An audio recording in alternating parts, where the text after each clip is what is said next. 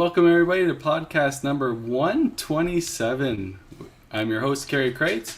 We got DB in the top right corner, Adam Weber in the bottom left corner, and Tim Wiseman. Brought to you by 5-Pin Universe.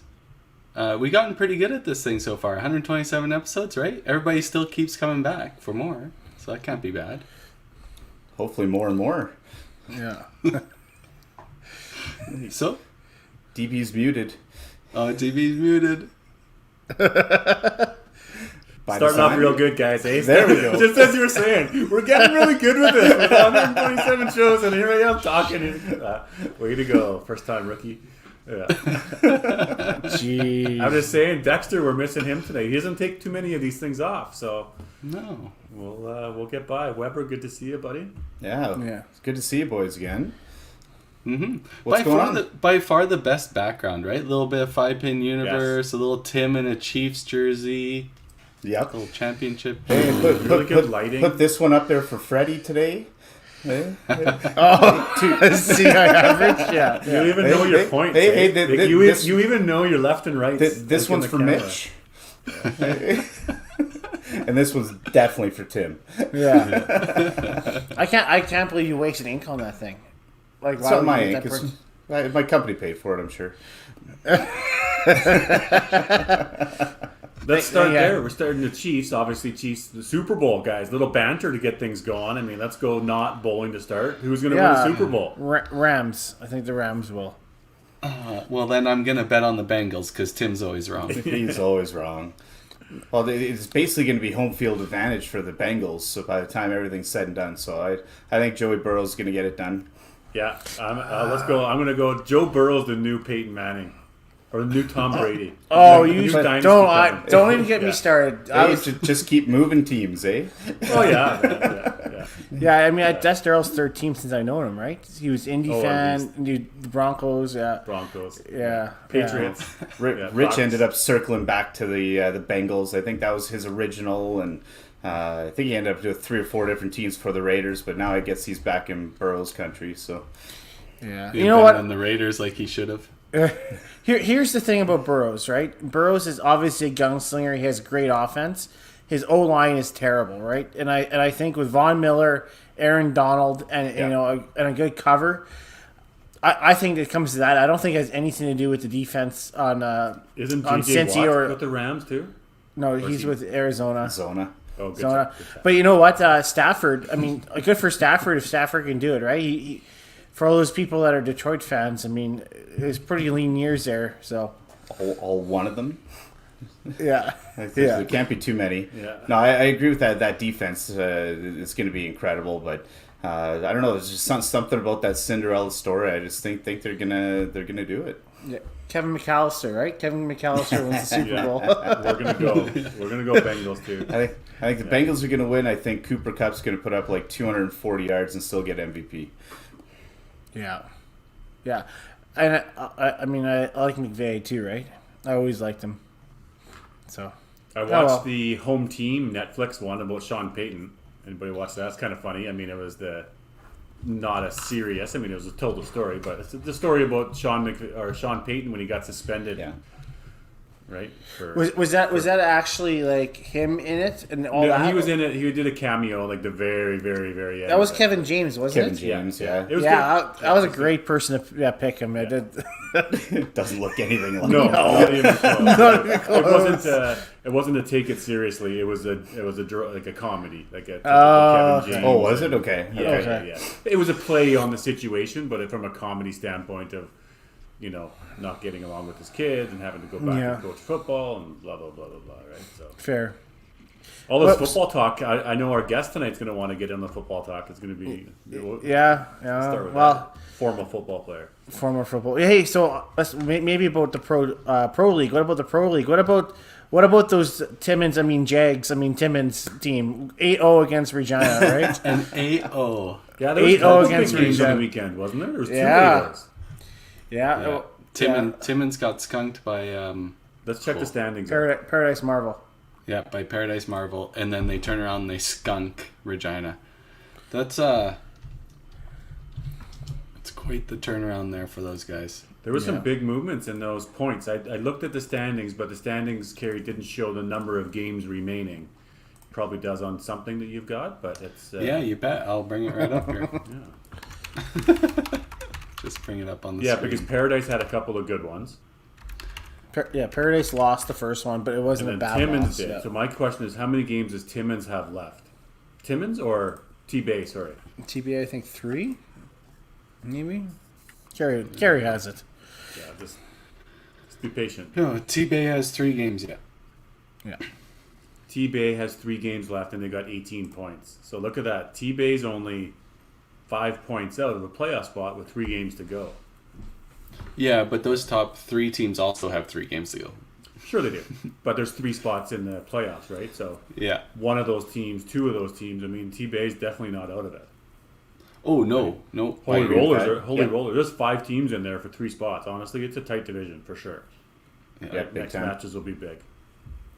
In the Rusted Pedal division. Yeah. Right. In the Cargill division there, the way the Infinite Escapes there took that 8-0, that really put them out of the running. Mad Hatter's a super, super outside chance, but they're in a hurting way as well.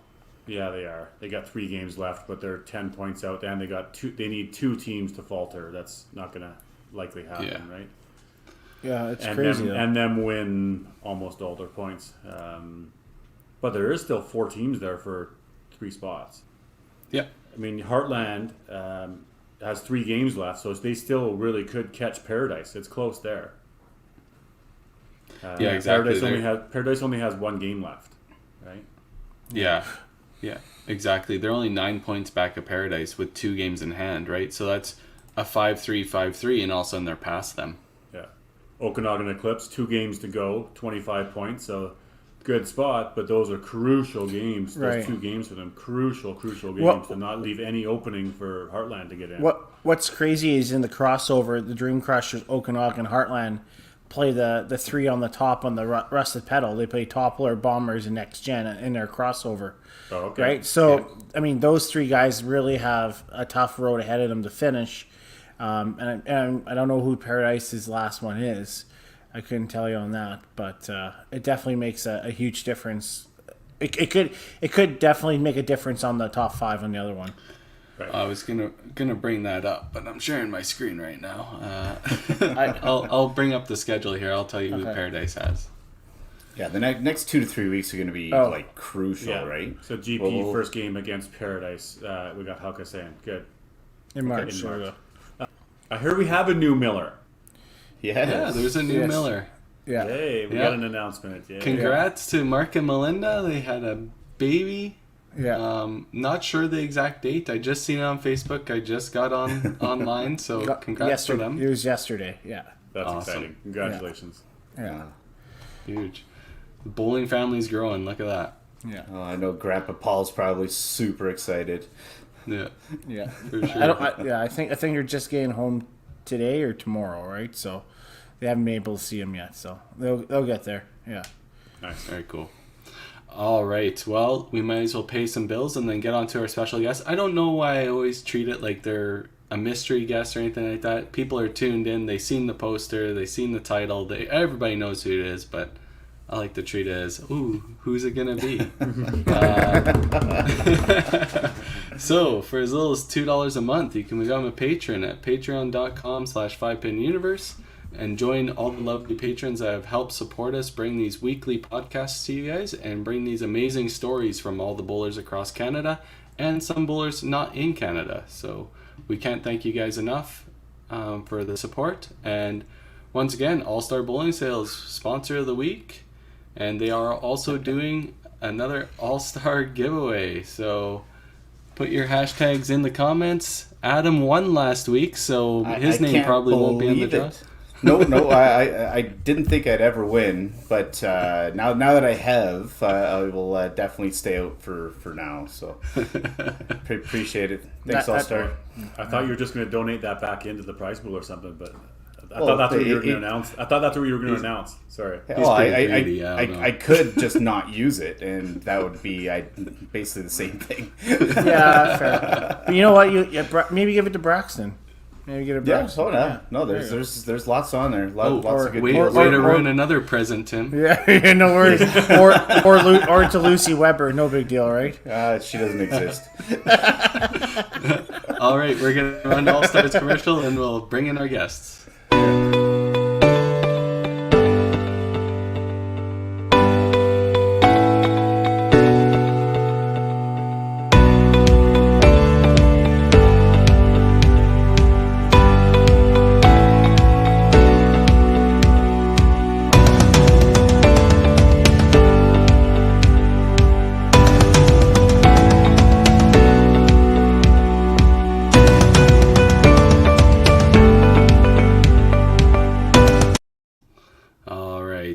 So our special guests are mainstays on the Alberta scene in the Open and the Masters, not so much lately, but they've been huge supporters in Edmonton as of late.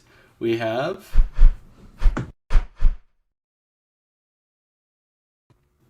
Brett and Christine Wren. Welcome to the show, guys. Welcome, guys. Hi. The Wren's in the house. Good to see you. Wren's in the house. Thanks for joining Another us. Thanks for couples doing edition, this. hey? No problem. Yeah, thank you for having us. So, you excited for this? Do you have stories lined up? What's going on? What do you have for us right off the bat? Maybe Brett wants to get on the football talk. He knows Tim's wrong, obviously, but I don't like kids playing hockey, man. I haven't watched a game in like 2 years. It's been a while. I look at players' names now, and I'm like, I don't know who that is. Like, just for sake, let's say the Bengals because I have a Bengals Ochocinco jersey. How's that sound? That's No, fair. that works for me, yeah.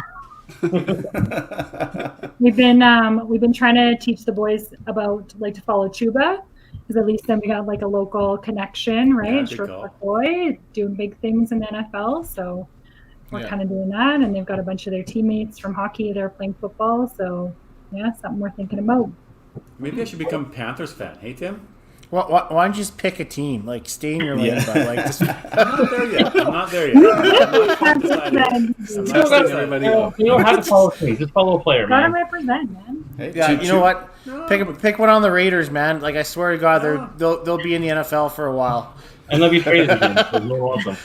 Who's your favorite team, Brett? I bounce around. Like I was, No.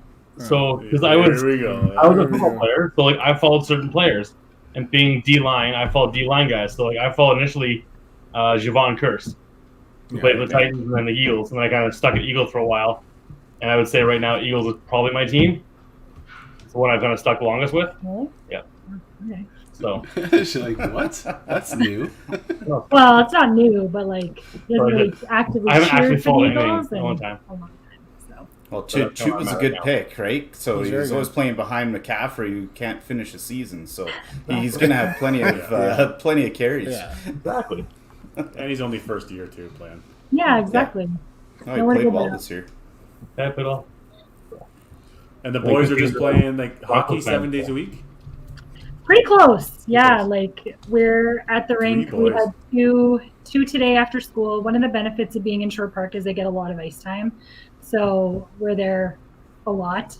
And then 3 of them on 3 different teams this year is a lot. So Yeah, I actually did the math last night because I was curious. So from start to finish, not including tryouts and other tournaments that may end up coming, we're at 250 times on the ice this year for the 3 boys yeah, from September to March. yeah. So So much. it's No, At it's a least lot. you guys aren't actually on the ice. They're on the No, ice. I mean, just can you getting imagine that you guys rotating. were coaching But- all 3 of those teams? yeah, or one I'm of them? managing Colton's team this year though for U11, Sure. and it's a challenge. So yeah, just being there. My dad helps so much. Like today, he picked the boys up from school and took them to their rinks, and so that was really good. But yeah, it's a lot, and we definitely have now we have a kind of a network of other Real families families, and yeah. stuff, and we can send kids with other kids and stuff like that. So yeah, everyone's super good. Yeah. It's just so like bowling, right? Like everyone's willing to help out, and you know, Yeah, your family just like your bowling kids family, are our right? kids. So yeah, it's good. Nice. Yeah. Well, let's take our journey back in time a little bit. Christine, ladies first. We'll start with you. Sure. Where did bowling and 5-pin start from you? Obviously, remember bowling YBC, but that was late 80s, 90s when you Yeah, like I team, or- started- So Yeah, I where started did when it I all was start from? 6. Started when I was 6 in Winnipeg. I bowled at Village Inn. It was free fall.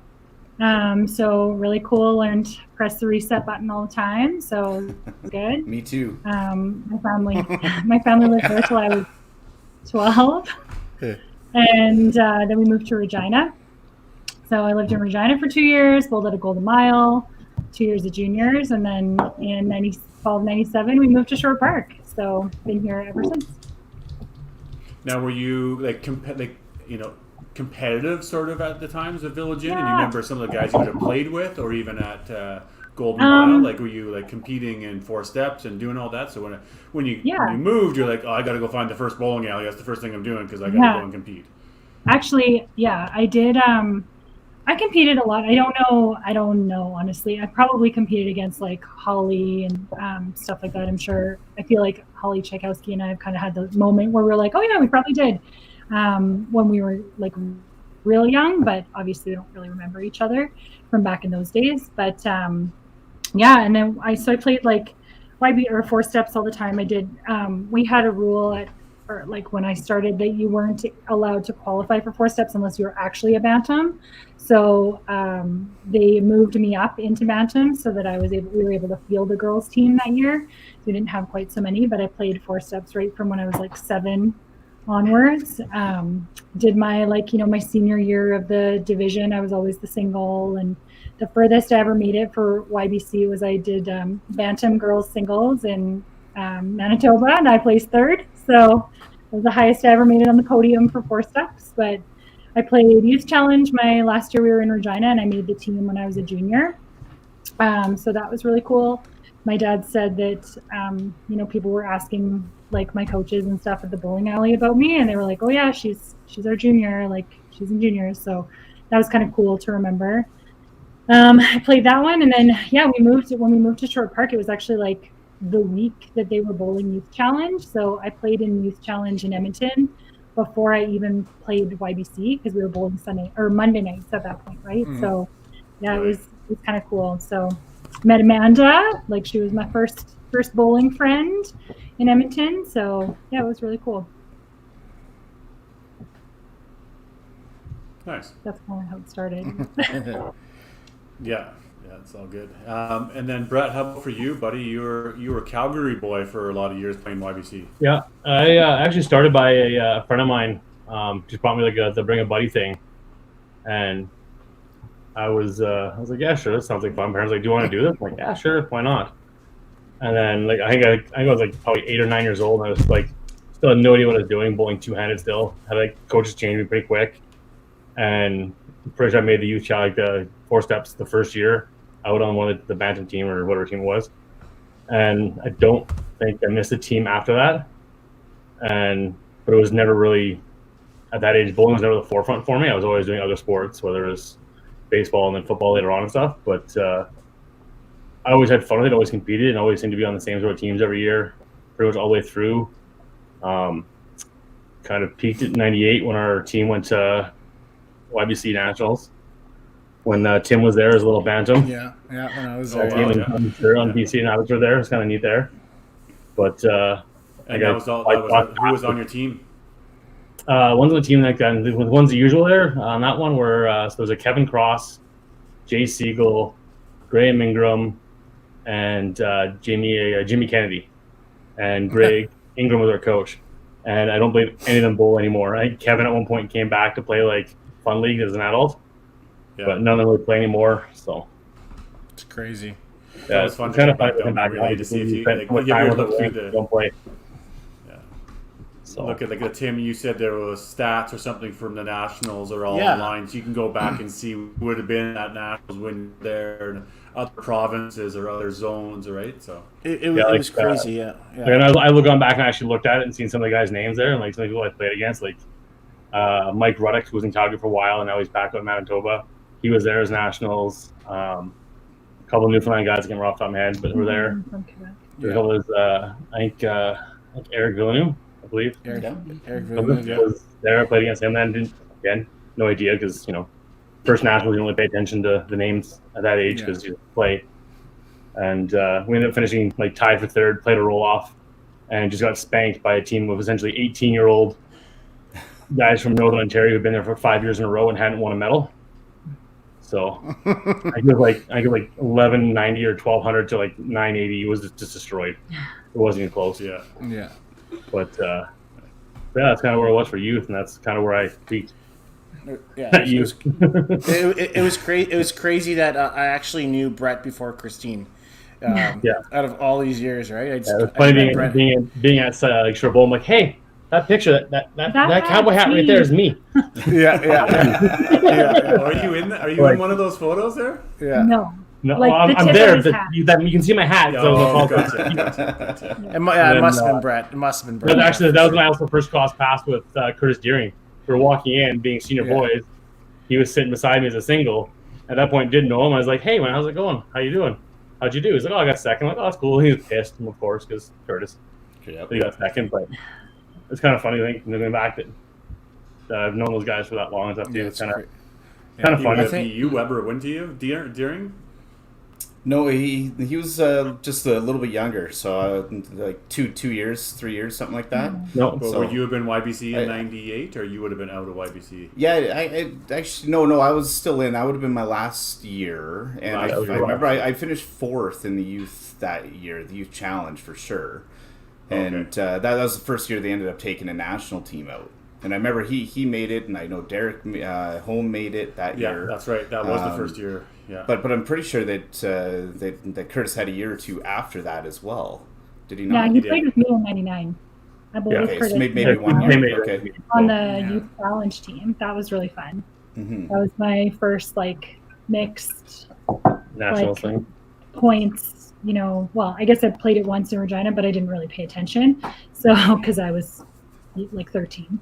But yeah, when we played that in nationals in '99, it was really cool. It was my first ever nationals, and I got to bowl with Curtis and with Derek Holm and Bonnie and Jen Layden. Like, it was a really fun team, and we had a good time. And of course, it was at the Bronx, so I didn't even have to go anywhere, which was kind of disappointing. But you challenged nationals or at Bronx? Yeah, your first nationals across Youth town. challenge I remember nationals. that. Yeah, Second one so ever was at the Bronx. So we played Right. upstairs, and the Bronx has a soft spot in my heart just for that. And, I always loved playing there, and going back to me, it was really similar at the time to playing in Shore Park. So yeah, Yeah, it was, I think open qualifying next year is Bronx and St. Albert. No more Bonnie Dan.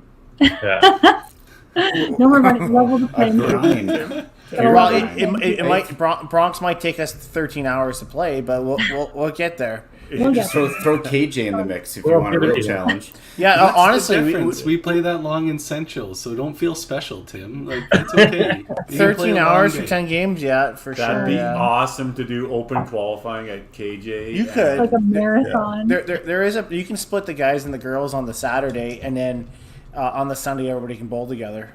If there's small houses. I'll just try to do like a special exemption to go play Central or something. Yeah, I had to sign off on that bitch. It's okay. You got your special exemption in 2013. It didn't help you. That's not true. Yeah, sure it did. made Yeah, it. for sure. Yeah, but you were already living in Edmonton, playing out of Calgary. Yeah, but that was like Yeah, I that was left the first like a year. That week was the first before. year. I don't know. Tim, Didn't do you help. A remember? little bit different, Timmy. Yeah. Tim, do Yeah. you remember when Christine moved, or Christine they got YBC? I didn't see Christine a whole lot at the beginning because she was bowling Mondays, but I remember Jim. Okay. Yeah, before Dad was Christine. always coaching. So. Yeah. Yeah, I'm thinking that we're closer to your age, so Yeah. you're younger. Yeah. We're kind of in the middle, I think. I'm Yeah, kind of in the we middle. have Yeah. Kind of in the middle. Yeah. So then, Christine, obviously you challenge, start doing those tournaments, and then does the Open kind of come up right away, or from a competitive standpoint, start thinking, I'm going to play in the ladies, and I'm going to start competing in the Open. You've got places, I see Tracy Smith, commenting, she would have been in the mix there. Who else was in the mix? Trace. This is actually where I'm going to credit you, Daryl, because I didn't really know anything. Like, I played my youth as pretty blinders to what was going on around me, and I really only knew about what I was playing.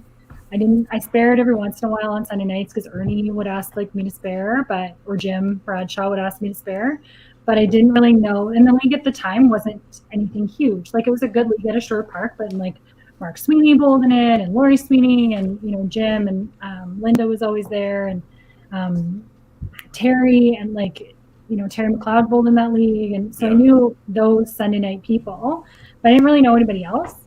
And then I graduated YBC, and I did that first master's level 1 clinic. And honestly, it was you walked in. We were in Fort Saskatchewan, and you walked in, and we were filling out the entry forms, and our instructor had passed out all the yellow forms or whatever, and you were like, no, I need a different color form. And then you looked at me and you were like, Christine, what was your average last year? And I told you, I don't know what it was, 228 or something like that. And you're like, no, you need this other color form. And you got me registered as a tournament master, and just playing league with you that year and learning more and more about what was going on and what was there for me after YBC was actually really what kept me going, I guess. So hats off to you, DB. Thanks. There you go. Eh? Yeah. I affected somebody. There you go. Right? TSN turning point. Yeah. Really? That's Sunday night league. Yeah, but that Sunday night league was my dad didn't. My dad started bowling because I started bowling. So he'll tell you he did back in university and all that stuff too. But he didn't bowl until I was probably in juniors almost when he started bowling league. And he didn't know. He didn't join Masters until after I did.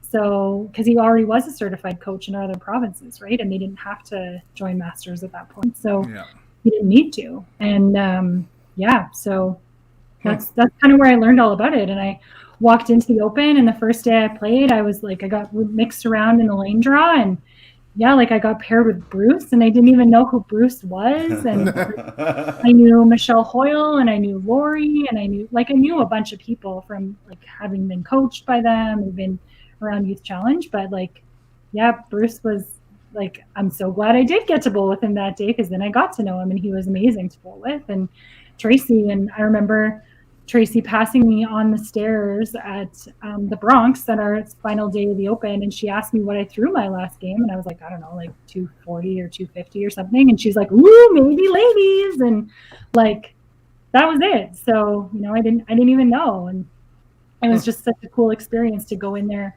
not knowing anything either, right? And now knowing what I know now is so different. So totally different. Yeah. Sometimes going in blind is better, right? You have no expectations. You just bowl in your game, right? Totally. So bringing back the Daryl thing, I always go down the rabbit hole sometimes. So if Daryl never encouraged you to keep bowling or go in competitive things, you would never have met Brett. Then you would never have had 3 kids with him. And just think about it. Daryl basically got you guys together. I mean, that's pretty incredible. Well, they're waiting. They're waiting for a wedding, right? Yeah. There we go. Right? Unky Daryl. Oh, Daryl did a speech. Lynn was the MC, but Daryl did a speech. So. Yeah. Well, thank you. Then who was on your first Open team? Lady, did you make ladies or mixed? I had ladies. So I had Tracy and Janice and Barb Morin, Heather, and me, and Heather Wellman. Yeah, sure. Yeah. And there's someone that I'm forgetting, and I'm so sorry. I said Jenny. I don't remember. Trina. No, Trina was on the mix. Where was 2003 Open Red Provincial? Deer. We're at Heritage. Oh, that's where we won. We won, and the mixed team won that year too. So the ladies team did not win. We did not win. Christine's upset. She has a natural knack for being the team left behind quite often. I do have a knack for being the team. If the zone's going to sweep, she's on the team that doesn't make it. Yeah. Right. It happened to me 4 times. It really happened in 2019 too. Yeah. But that gets you hooked on the Open times, right? And playing there every year now. Okay, I'm playing the Open every year now. This is what my gives you jam's some gonna fire. be. I'm gonna play it. Yeah. How about you, Brett? For you, when you started getting into competitive end of YBC, what's next for you? I know cash tournaments. Anyway, I was going at Depot in Calgary. Yeah. And are you doing the Autumn Open? So Jeff Wilson was coaching. Pam Marshall at the time, now Wilson, was coaching as well there. And they're the ones kind of, basically giving me shit for going too fast and those sort of things. And kind of told me to come play Toppler, so I started playing Toppler my nights. I played the first Open in Calgary, literally completely blind, had no clue really what it was other than it's 20 games, whatever. I ended up being the alternate, and they still sent the alternates up, so I got basically a free plane ride up to Grand Prairie, and roomed with who was I with there? Len Farrell, rooming in that one. So I got to basically, that was my first kind of watching national, watching provincials and stuff, and kind of understanding what it was a little bit, and kind of getting to know people, and like, men's team that year was like Colin Keir and Joe Wood were on that team and stuff. Like it was an old one, it was like 2001, I think it was. So it was. I think Weber actually missed that year. I don't remember you being there. I didn't play there. I was traveling too. Yeah, so it was a neat time to kind of go to see and have fun and just kind of hang out as an alternate and hang out. Where was that? That was 2001 in Grand Prairie. Sorry, Donna. No, I definitely did not make it. I remember driving up with Dave Sanderson because I think Rich and Stacy were both on the mixed. Yeah, they were. Yeah, and like Greg Koch was on the team. Greg Koch, yeah.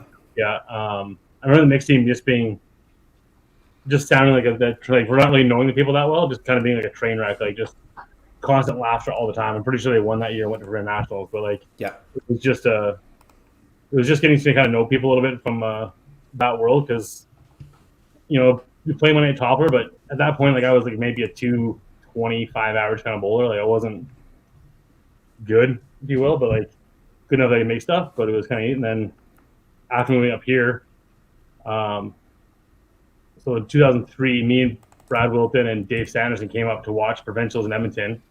2004 we came up to watch. That's where I met Christine, and we basically just came up to have fun because I think Brad Wilton like a free hotel for 1 or 2 nights or what it was. We came up just to party essentially, and got to watch bowling, got to know more people, and kind of like I kind of want to do this. I should probably work out some things. Then met Christine, moved up here that following year. Missed 2005. Watched Christine's team go to nationals in Edmonton again. and then 2006 made my first mixed team here with who's on our team? Heidi. Was it Heather or the Heidi? Yeah, Heather. It was Heather. Yeah, Heather Wellman, Michelle Hoyle, Trina Neufeld, Blair Tuck, and Pollock. Dan Pollock. Yeah. Oh yeah, so that's when you had 7 on the team. Nope. It was just doing 3. Oh, it was just 6. Okay. Yeah, it was 6. You had to fly And- up that year. It was the year we flew up. You That was the year we got engaged. you We and all got Jackson flew engaged. up. Is that Fort McMurray? Yeah. Yeah, we Fort came Mac. up on the Wednesday later on. Yeah. Yeah, you guys flew up that one. Missed the bus ride. Missed the bus ride of the Gong Show. Yeah, that's okay. And then Dwight was our coach that year. It was kind of fun. That So it was- provincials That was was my- awesome that was my up there. That was my Oh, yeah. rookie season. That was So your good. rookie year. I was going to ask you that, Carrie. When was your That was Fort my Mac. rookie year. Yeah. There was a lot of rookies that year. Like Edmonton sent like 9 or 10 rookies that year. Central had quite a few. Like it was just a big wave of rookies that year. Yeah, I think I played mixed that year. Yeah, you did. Yeah. That's You why- guys won. You guys won. We Got big. won. Yeah. Yeah. It was a new We had a huge mixed team that year too. Like it was me, Yeah. Tweedy, Gary Baird, right? Yeah, And there was then some- it some giant Nancy teams. Gervais, Kelly Hutchinson. Yeah. Oh, it's gonna kill me who the other person was. But should have been a monster mixed team, and Rob Hutchinson was actually coaching us that year. That's I crazy. remember that. There were a lot of big teams that year. Pinfall was so hard at Fort Yeah. Mac. Yeah, I think- tough house. We had a solid team. Schultz, Jackson, can't remember Yeah, who he- else, but Bruce Engel solid team. team. But Yeah. who won that year? Central Men's won that year, Central Yeah. Men's. The Okay. Southern So that Ladies. would have been that makes sense. and Yeah, Southern Central- Ladies. Because that was Tracy's Central first. Men's always wins when the house is tough.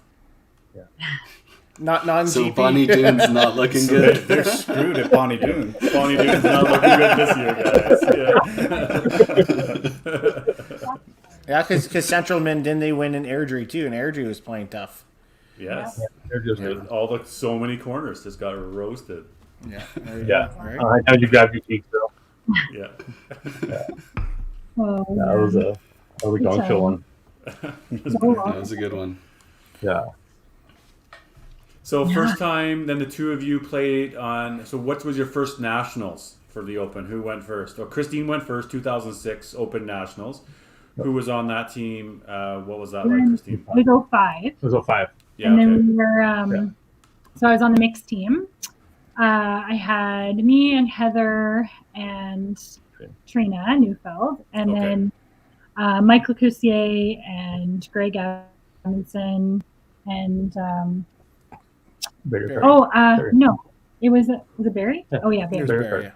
Yeah, Oh, Barry Urquhart. yeah. Yeah, and Dwight was our coach. So Nice. yeah, I got to know Dwight real well. That year I was actually an all-star, so I was pretty proud of myself. It's my only all-star. So that was I was fun. gonna say the team doesn't sound like a star-studded lineup, so somebody must have had some good performances. And Yeah, Yeah, Mike, I think both Mike I- and Christine were all stars that beat year. Mike by like but, yeah. a minimal 0.3 or something like that. He sat the last game. He sat the last game, Like, so he was had his stats. Sounds like a rich move.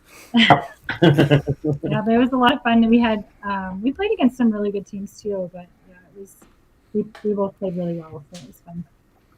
And then we played in Edmonton. Did not do very well in Edmonton, but that's okay. Learned At Bonnie a lot. Doon, of course. At Bonnie Doon. Back in Yeah. it was fun. And then Brett went in. You went in 08? I went 08, 09 back to back with different teams, but like, I'll back one. I went to 07, where I won the city, and we went to Lethbridge for provincials, and that I think was actually Lynn's last time playing on a team. Hal, so I got to play with Lynn Howell on that team.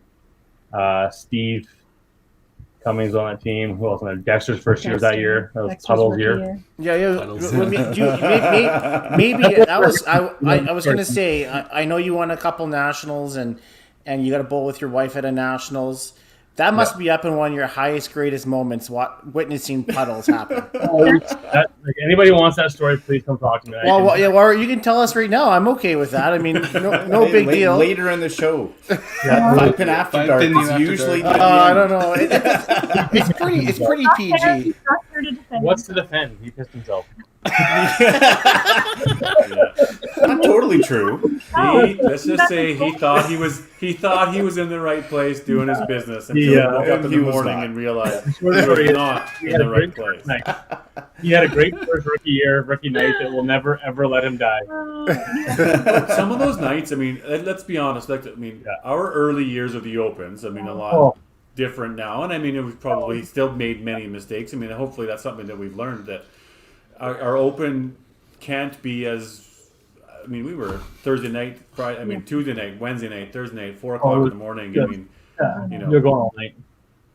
and Yeah, it's just not good. I mean, it's just. I mean, No, it's not at not good for your team. You're a terrible teammate if you're up until 4:00 in the morning, whether you're Unless performing both or teams are not. with you. It's not good. So yes, I'm calling myself out. I'm calling you out. I'm calling everybody out that's done it It's before. only good if your whole team is there with you.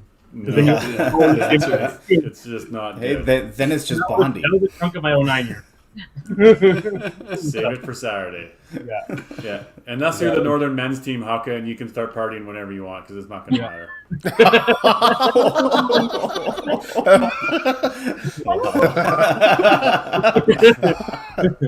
Shots fired. That's great. Yeah. There you go. Not. It's not coming from the Edmonton men. Don't want to say that right now. I'm not condoning it. Just the manager. Yeah, I'm not condoning it. He speaks for all of us, doesn't he? Yeah. It's usually a Tim comment for sure. Oh, I've been very good. I've been very good. So Yeah, then those you are two fun. moved down to Medicine Hat, and you played the Open together, and you both played in the mixed No, team. Lethbridge. First Lethbridge. Lethbridge, Yeah. and That was first kind of time fun. playing Yeah, we went together down- would have been exciting. It was close. No, No. we didn't. Not there. I was on the ladies, Oh, yeah. and Brett was on the mixed team. You're It's right. okay. All good. That was Been a lot. That I was thought it that had whole, been because you were down south, so that's why I Yeah. thought you were on the same team. No. I think after day one I was leading down there for qualifying, and then I dropped all the way to the mixed team and like was scrambling trying to get back on the men's and just couldn't do it. And ended up with a mixed team at the time. I was like, I don't know, other than Mike Hershey, I didn't know any people down there at the time. I'm like, okay, sure, whatever. And then go back to the whole thing of partying. Like I was convinced I was going to provincials to have a good time. And we were playing at Collingwood up in Edmonton for national for provincials that year. And again, it was the year there was no more like stack teams. That was like Johnny and Annette were on the men's mixed team. Carrie was on the mixed team again that year, I think. Yep. Yeah. Darby. I was on the men's team. I remember hosting that one, and our men's team did not play well. I played Yeah, terrible. there was some big mixed teams that year. That was like one of Curtis Deering's last year was on the men's team too. And he played out south. And that's what I kicked myself most for, is not getting a chance to play with Curtis. But like I said, we ended up having a good team, and like I went through him the first 2 games. I think we lost 6-2, 6-2. And I was like, oh great. And I kind of the attitude like, screw it, I'm just gonna play for myself and just drag people along with me. And I think after that, I think I ended up winning. I want to say like 16 or 17 matches that weekend. Ended up being all-star, and our team ended up going. And you did have some good people on Yeah, the team. we had some good people. Just didn't know them. Like we had Like Jimmy Smead is a good player. Colleen Floberg and stuff, and and even like Brenda Verpy. And Tara Holt, like they're on the later half of their careers, but they're still good little players. They could shoot when they need to shoot. And knew the open in and out, right? We just didn't know them, so. Just people didn't know that. What was that pub that was around the corner at Collingwood? Franco's. Still there, I'm pretty sure. I think that's why me and Darby didn't put up much of a fight. We're there in between games. Well, that doesn't matter because I was up till about 4 a.m. every night. It was the hospitality. Like I remember driving to breakfast with Mike Hershey, going, "I probably should not be operating." There was a really good hospitality room there that year. That was every night we had the hospitality room, and I think I shut it down every night. Dad was coaching in the North, and I think he missed one game one morning because he'd been there a little too late. He was there helping and keeping it all going. That was the year that Tweedy missed a whole game because he got pulled over by the police. Yeah, Curtis Kaplan coached the men's for one. Or no, he went down to get Tweedy. He went down because Tweedy was. I think Tweedy was playing that year. I think. Yes. Yeah. He had to go pick up Tweedy at the. Yeah. That's the year that we had the banquet up at the top of the inn, though, isn't it? Yeah. We had the 100-year Yeah. thing on the Wednesday night too. That was a party Wednesday night. Yeah, it was really cool. Yeah, that was crazy. And they went to national that team, and then just kind of rolled through national on that one, and it was a lot of fun. That one too was. I think after game 2, we led the whole way with that team, and just what in my head was an odd team to play with. To go from having the year before with Bruce and Perry and Sean and Matt and Mark, like having a massive team that you could just hop on anybody's coattails and ride it, and then to go from a team where, okay, I guess I got to play. It was a lot of fun. And both very different experiences for 2 years winning back-to-back nationals. It was with very different personality teams. It teaches you a lot about your game and your personality and who you are and what you bring to a team playing on a mixed team and a men's team and very different personality-wise teams. So yeah, and that was the last year that South men and mixed went to nationals, right? So that was. Yeah, that was 13 years ago. 13 years ago. Yeah, it was pretty crazy. I think the Southern ladies that year only missed by a little bit. Like you guys only missed by. I think we were third. So I think it was close. Like I know you were. It doesn't matter what it was, but I know that year the ladies was jam tight. Like it came down to the last. It was pretty game. tight, and it was really cool because I got to play with Di, and I got to play with Penny and Bobby and like Tracy Shipko was on the team. They called her Bossy.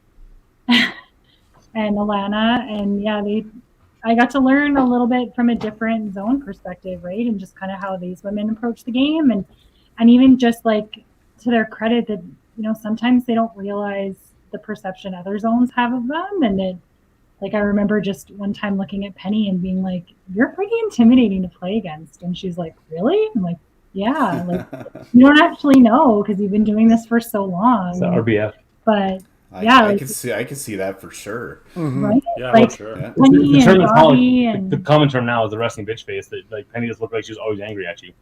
Yeah. But she's the sweetest lady ever. Oh my god! I never get that RBF vibe from her whatsoever. But when she's on the lanes, she just has that fire to her. Oh Yeah. It was really cool. It was really cool to play with her. Yeah, the year in Lethbridge was a lot of fun. Like we also playing like league with Diane and stuff, like seeing her week out, week in, and like all those weeks and stuff. And the nights that we'd make her stay and have a drink with us after. Or drink during. It was really fun. I made her drink during. It's odd. We never guessed this, and I'll let you guys can try this. What is Diane's drink of choice? Anyone know? Absolutely no clue. Ryan Coke. Tim, I was gonna say Tim might know. He spent an evening on her lap, so. No, I wasn't on her lap. I used her shoulder as a pillow. I said, Di, can I use your shoulder as a pillow? I need a little nappy poo. And she's like, okay, Tim. That was my rookie year in my masters. Ryan Coke, eh? Ryan Coke. Ryan Coke. It was a fun year. Like it was the year like the Wii had come out. So like after we moved down there, we had like Tracy and Darren and the violinists, Mike and Diane come over. We're playing like Wii bowling on the Wii in our basement. Nice. It was Yeah. those kind of funny things. Just watching like Diane like do an approach on the Wii bowling back in the day. Like Line up for her. like she'd line up. Was it probably the same? Yeah. Adorable. It was the weirdest thing ever. I made some like bowling. memories with Diane stuff, which is kind of. I always laugh. I was like, "Oh, Diane's like this little like bowling ever that no one can touch." I'm like, "No, she's pretty fun." I don't know how many times I heard her swear at nationals in Saskatoon that year. Oh, Which yeah. was pretty good. Well, one game I think she shot 3 or 4 2-pins in a game. Spared them all. Still won her match by 50 or 60 or something like that. Oh. But after like the second one, I heard like the F bomb, and then third one was like F bomb. Yeah. Right, and Mike's just sitting there, just shaking his head. That little like kicks the approach really hard when Yeah. You see it? You don't see it. no Just one little else kick. sees it, but you're right next to her. And you're You like, see know, you there start you laughing. go. There it is. I love seeing it. League The one old night. toe stub. Yeah, we had league one night. I was giving Diana the gears, and she started, basically telling me where to go. And Jerry kind looked at her. She goes, "Diane, I don't know if I've ever heard you swear." I turned to Jerry. I'm like, "Fuck, she swears like a sailor." Pushes me away, and Yeah. I laugh my ass off. It's just those funny things. So- We're just gonna call her out and just and interpret about her in these just until she comes on the show, right? Because that's gonna help with getting her on the She show. got an iPhone this year for Yeah. the first time, so now she can text emojis now. Yeah.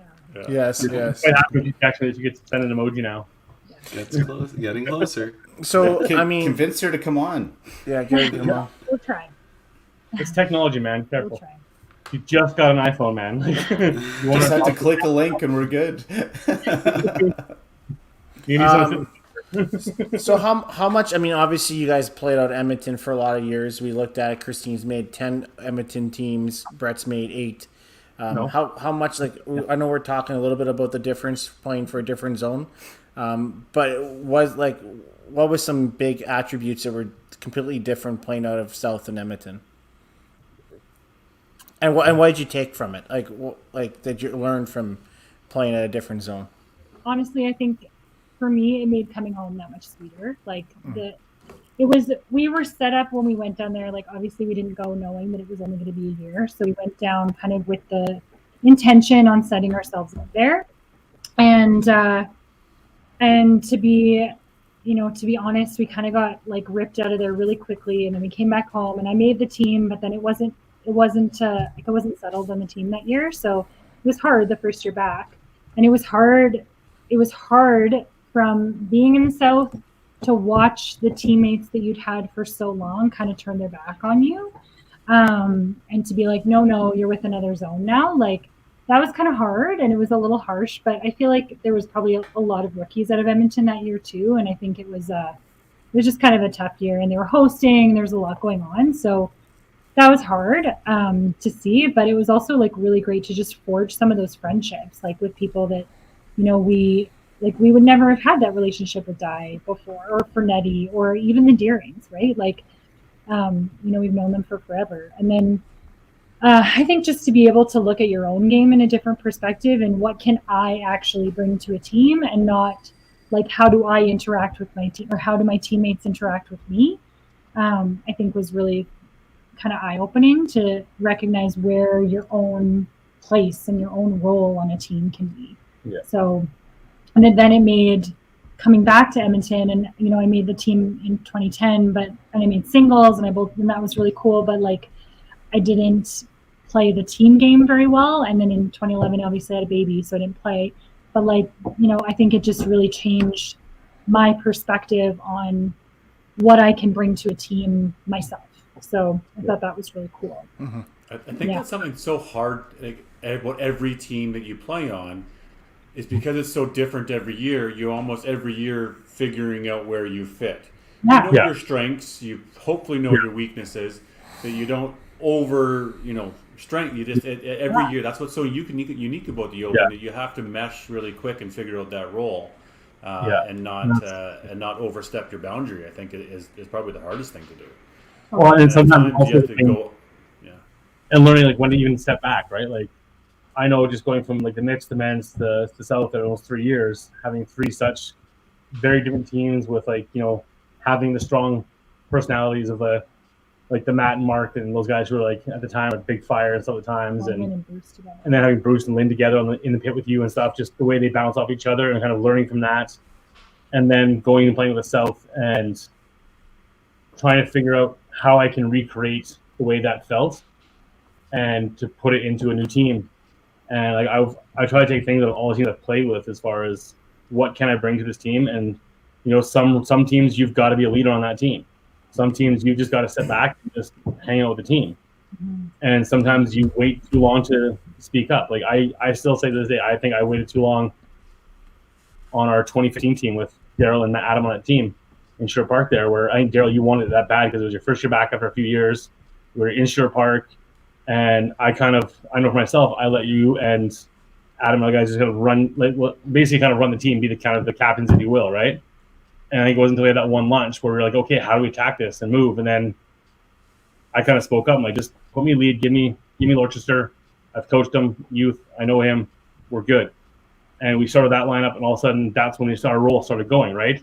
And how we went from being like 20-some points out to nearly winning, going down to the last ball in 10, right? So I just learning those phases and learning maybe I should have spoke up earlier on that team, or maybe I should have done something differently, or Well, I think I said every team you have different things you see. I think that was just one. It takes time. It takes a little bit. It takes a few games to get going because you may have a perception you're going to be something to start with, and then it's like, okay, I'm not, and that needs to be something different. And that's a good teammate is recognizing where that is and where a change needs to sometimes happen, and then the fire starts rolling. Yeah.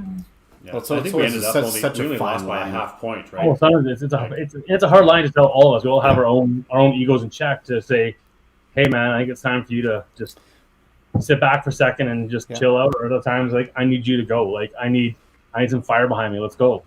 Right? Like, quite frankly, I think that's such a huge role for the coach.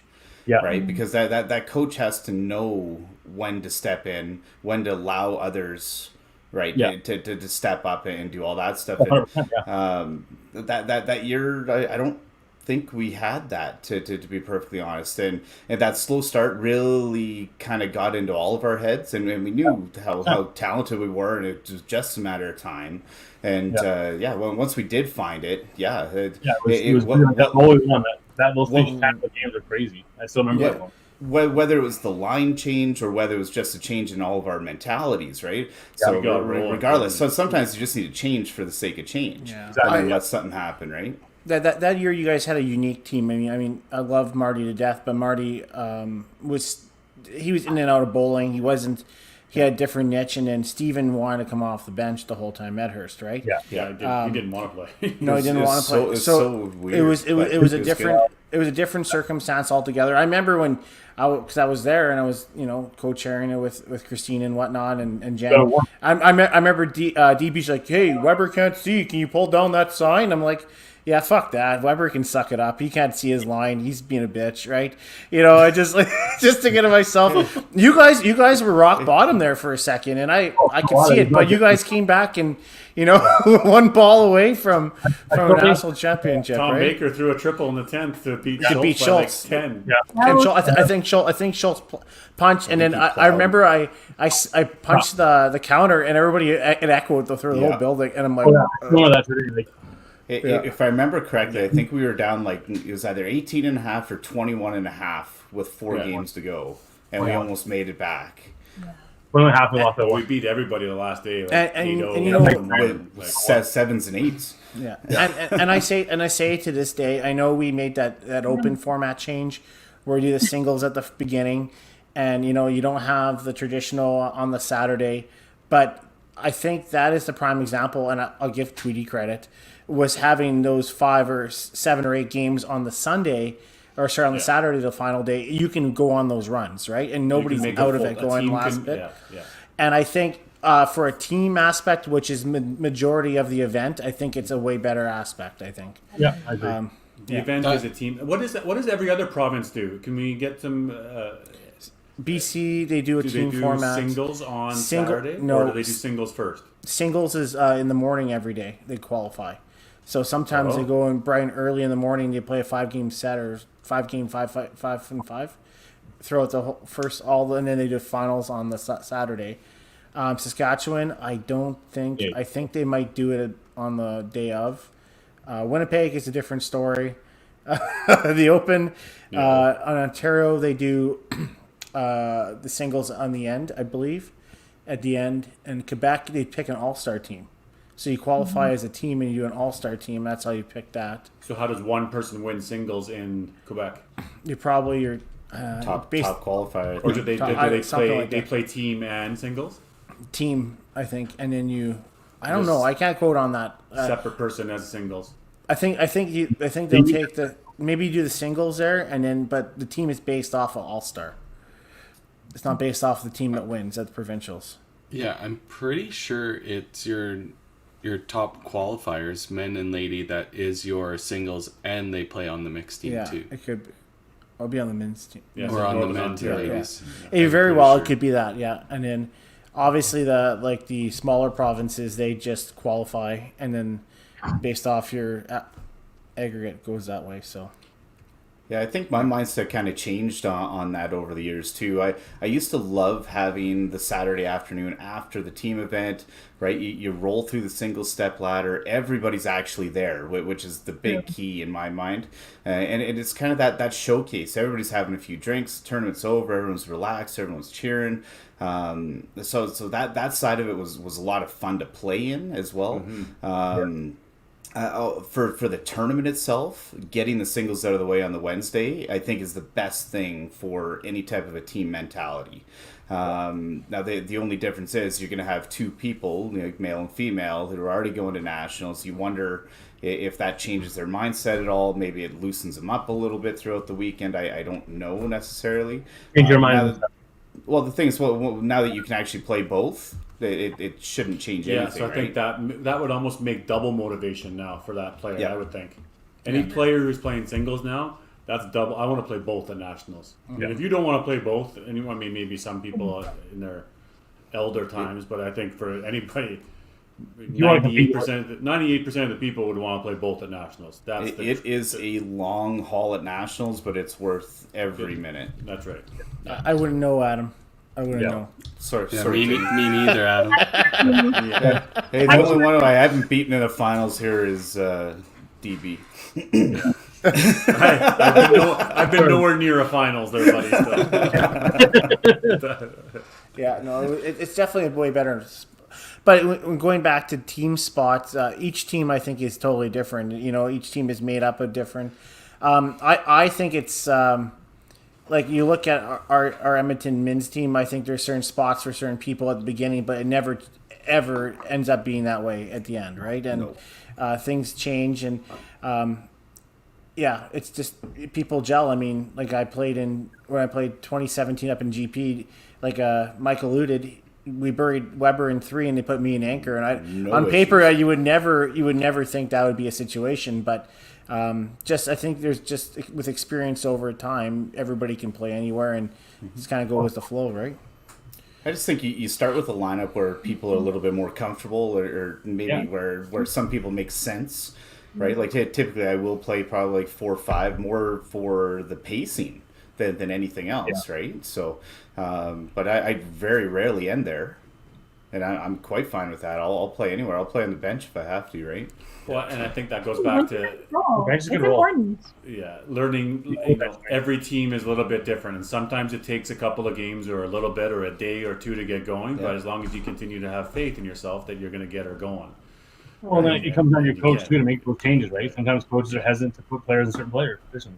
I go back to our 2018, where you had Bruce, Perry, Mark, Matt, myself, and Sean Heller. And after 3 games, the first game, Perry came out and shot 405 or 410 the first game. And I was nervous as hell. My first nationals, I was basically staying by the garbage can for the first 8 frames, ready to puke. And 2 games later, Lynn's like, I'm going to throw you an anchor because you're the one that's consistent right now. I'm like, okay. And then I stayed there until the second last game. Like, just on a team of that power, it just seems weird to be there. And still to this day, that seems like a weird place to put me at the time. Just confidence for yourself, that's for sure. Well, we usually ended up when I was in Calgary. Usually, Rich would end up as an anchor. Just so typically, that's where he performed the best, and we didn't throw like a whole lot of pressure on him because he usually throws 3 pins under pressure, and he didn't need to. Right? What team is Rich Weber playing on this year? I don't know, some bench, I think. Zone 6. Same as me, bud. Same as me. Zone 6 Like All-Stars. butter. Yeah, him, Holdsworth, and Bobby Kite. Yeah. It's gonna be a That's sweet true. bank up there. It's spectators be great up there. Yeah. Just shows how deep this province is, though, and every zone is very difficult to get out of, right? Oh, yeah. There's huge teams everywhere.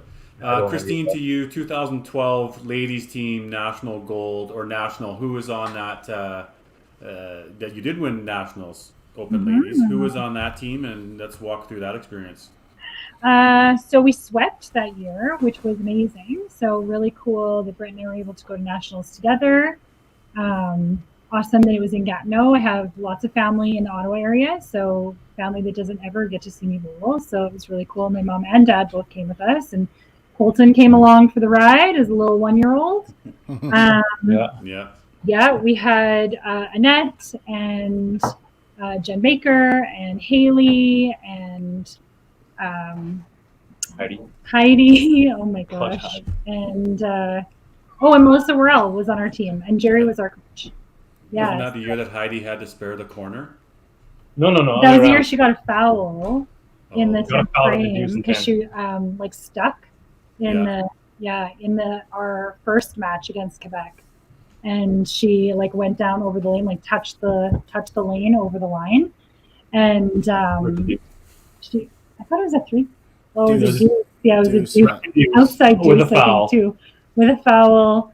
And then Helene, like, punched a head pin and then backed way up. And, like, Heidi had to throw another ball. And she was, like, shaking on the approach. But I stood behind her and I was like, come on, Heidi girl. Like, you got this. Easy peasy. Here we go. And sure as hell, she went and spared it. And it was... It was an absolute bomb through a shot. bomb. Like, it was, it was incredible. Like, we ran the step ladder that year. We had to beat the Manitoba ladies twice.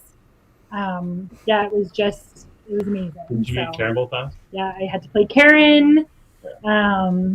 Beat her twice. So, yeah, it was really good. So, it was That's got to be something on your bio that we could have put. Yeah. I beat Karen F. Armstrong twice in a national gold medal match. Yeah, that's definitely probably one of my top moments.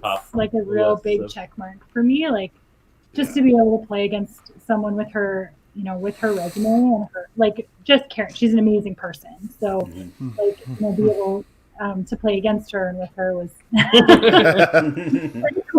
pretty cool on my list. So yeah, love me too. But to win the national gold medal again, get that around your neck is an experience, and to have that now you got one, champions room, have some fun. No, I was pregnant. So oh right, yes. So that's when we told everybody in the airport that I was pregnant. Pretty early. So I was gonna be apparent pretty quickly that Christine wasn't drinking. So my husband got to bear the fruit of my labor that week. And anytime someone from another province was like, let me get you a drink, I was like, sure, Ryan, call. And they'd be like, hey, have you seen Brett? Yeah. And they're like, yeah, he's over there. So then I go and I'd walk to the champions table, grab a couple drinks, walk back. Yeah. The worst part was they tried to charge me for pop. Like there was out of a 2-liter bottle at Nationals that they were pouring, and I went over to get a drink, and they were like, oh, that's $2. And I was like, you see I'm sitting at the head table, right? Like, no, oh yeah, okay, I forgot my wallet. Like, I'll be back. So, I know. But yeah, it was a good time. It was really awesome. It was an incredible experience with an incredible group of women, and something I'm definitely so proud of, and proud of what we were able to accomplish. So really cool to be able to climb that ladder. So that was fun. And then mixed teams together. Did we play together before on a team? Yeah, we played twice now. You have? Okay. Yeah, we did 2017 in Grand Prairie, and we did not play very well. Awful, really. Now, how was that? Talking about learning how to play with a teammate. Did. Oh, Yeah.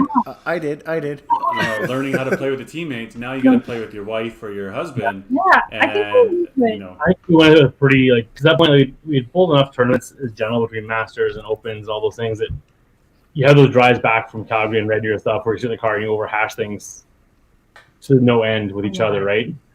We had far too many golden conversations on drives home from tournaments and things over the years that by the time we got a chance to play on a team with each other, we kind of already knew how we were going to handle it. And it was just a matter of kind of finding that right rhythm of where I kind of let her speak and where I kind of just push away from it. And like I step in and I think that year was actually fun. it. Well, that year I was think we overthought it because we had that year we had Cody Steer and Jeremy Harris-Nimchuk on the team, and I tried to kind of take the two young kids under my wing because at that point I had some experience and I was good to go and I thought I could handle it, and it became a pressure cooker of just emotions of Grand Prairie being an absolute bear that year. Trying to play right, like just, well, and we had Heidi and Danielle and her. like when guys are averaging 255 and winning All Stars, that's It was 240, and I was second highest All-Star. wow. Yeah. But also hard, I mean, as a couple to also be on the team, you don't want to overtake the team and feel like, it's Exactly. So you got to fall back sometimes. Like you say, you want to take them under your wing, but maybe it's not the time. Let them be the lead because, I mean, like that's again the team dynamics of learning how you operate. Yeah. I think it was tough too because we played some of our friends, right? Like we played against like Harvey and Christine were on the team, and like Beth. Like the Calgary team was really great that year, and Jeff. Like they're all our good friends, right? So that was actually the first time I'm actually going to play against Jeff. He'd always coach the ladies teams. Yeah. So that's like, as a former coach, like he coached me in YBC. So the first time I was going to play against a former coach, essentially, right? So that was kind of neat too for me, just that side of it. And just at that point, we had so many friends across the province, and it was hard to be upset to lose them sometimes. Like totally. When you lose to Harvey playing one of his last Opens with his daughter on the same team together, you feel a little bit less sad about losing to that. Like we would have been a cool story, but they're also a really cool story. Super cool story. It was super. Like it's, I do have to say, though, I know you're talking about taking those two under their wing. I'm pretty sure Carrie and I took them under their wing the first night when we were there in GP. no problems. Yeah, we took good care of those two boys. They really enjoyed themselves. Yeah, they did. Yeah. It was more the bus ride up there, probably. I was one about Jello shots, so I like it was after we got to the hotel. the hotel just got returned. You guys went for a place to a special bar. A special bar. Yeah, it was an interesting time in our lives for sure. Yeah. Actually, funny story. I actually made fun of Jeremy one morning. The man goes and pours a bowl of Fruit Loops, and I hope he's listening to this. And so he's what? How old? He's maybe 19, 20 at the time. He still looks like he's 12. But he pours a bowl of Fruit Loops, and then he grabs like 2 scoops of sugar and puts it on there. I'm like, what the hell? On top of Fruit Loops? On top of his Fruit Loops. I'm like, that's diabetes in a bowl, man. So like, I love Jeremy. Obviously, we're close friends with him. He's awesome. We took during Adam's stag, Katie Rayner's husband. We went out and we were obviously his dad was with him, and he's mid 20s, right? Mid 20s, and we were going out for dinner. He orders a burger, and it comes with mayonnaise. And then Jeremy's like, Dad, there's mayonnaise on it. So the waiter comes over and he's like, there's some mayonnaise on my son's burger. I'm like, I looked at him. I was like, you're 20-something years old. Like you can handle this yourself. Like, speak for yourself. And he's like, well, like God bless Jeremy, right? But I'm pretty sure I have a picture of Cody and Jeremy actually coloring when we went for dinner one time as a team. Yeah. They're rookies, so I got the coloring pages at dinner. So That'll be good. Another good one 20 years from now, right? Yeah. That was a good time. at least we got a chance to redeem ourselves, though, 2 years later with the 2019 team. Yeah, 19 was a little different. So So then you win provincials. Who's on that team? Set the stage there. So we had Brittany Lacusta and Brittany Lacusta and Julia Robko, and we had Brett Mapstone, and we had Adam Kemp on the team, and Jerry was Oh, right. Yeah. Solid team there. Super Yeah. solid. Yeah. really fun. It was a good time. Like Adam and I had been together with you, Tim, on the mixed team the year before, so yeah, I had a blast playing with the two of you, and I knew that like Adam would play really well with Brett, so I was pretty excited for that. Yeah, And I don't think you played with Mapstone before. No. Yeah, so that was different, and like just really excited. Brett had talked to Brittany Lacusta at I think Green Gold the year before. I was like, why like, don't hey, you play you the should Open? be playing the Open. Yeah. So then to have her make the team and be on the same team with me, it kind of was really cool. a nice little. And, getting to know Julie like outside of the board because she talks so much at E5. Watch you play. Mm-hmm. She so it was really fun, and having Jerry as a coach, like I love Jerry to bits, and I'll choose her any day. Her name is there, so that one I think we played it a little bit differently as a couple, and I think our approach to going into it, like go to practice and stuff. You go and just practice throwing balls in the middle. Yeah, the approach of the game. We approached it a little bit like we practiced differently. We approached to not screw up. Yeah. We approached like we hadn't played very well the last time we had an opportunity to play together. Yourself, right? So we needed to redeem ourselves good, and our team ended up finding a really good rhythm. A couple games in, I was on the bench, and I'd never really like most of the time. Most teams, you go like you start on the bench, you go into the game, and then you start the next game. Well, that didn't really end up working for us. At all.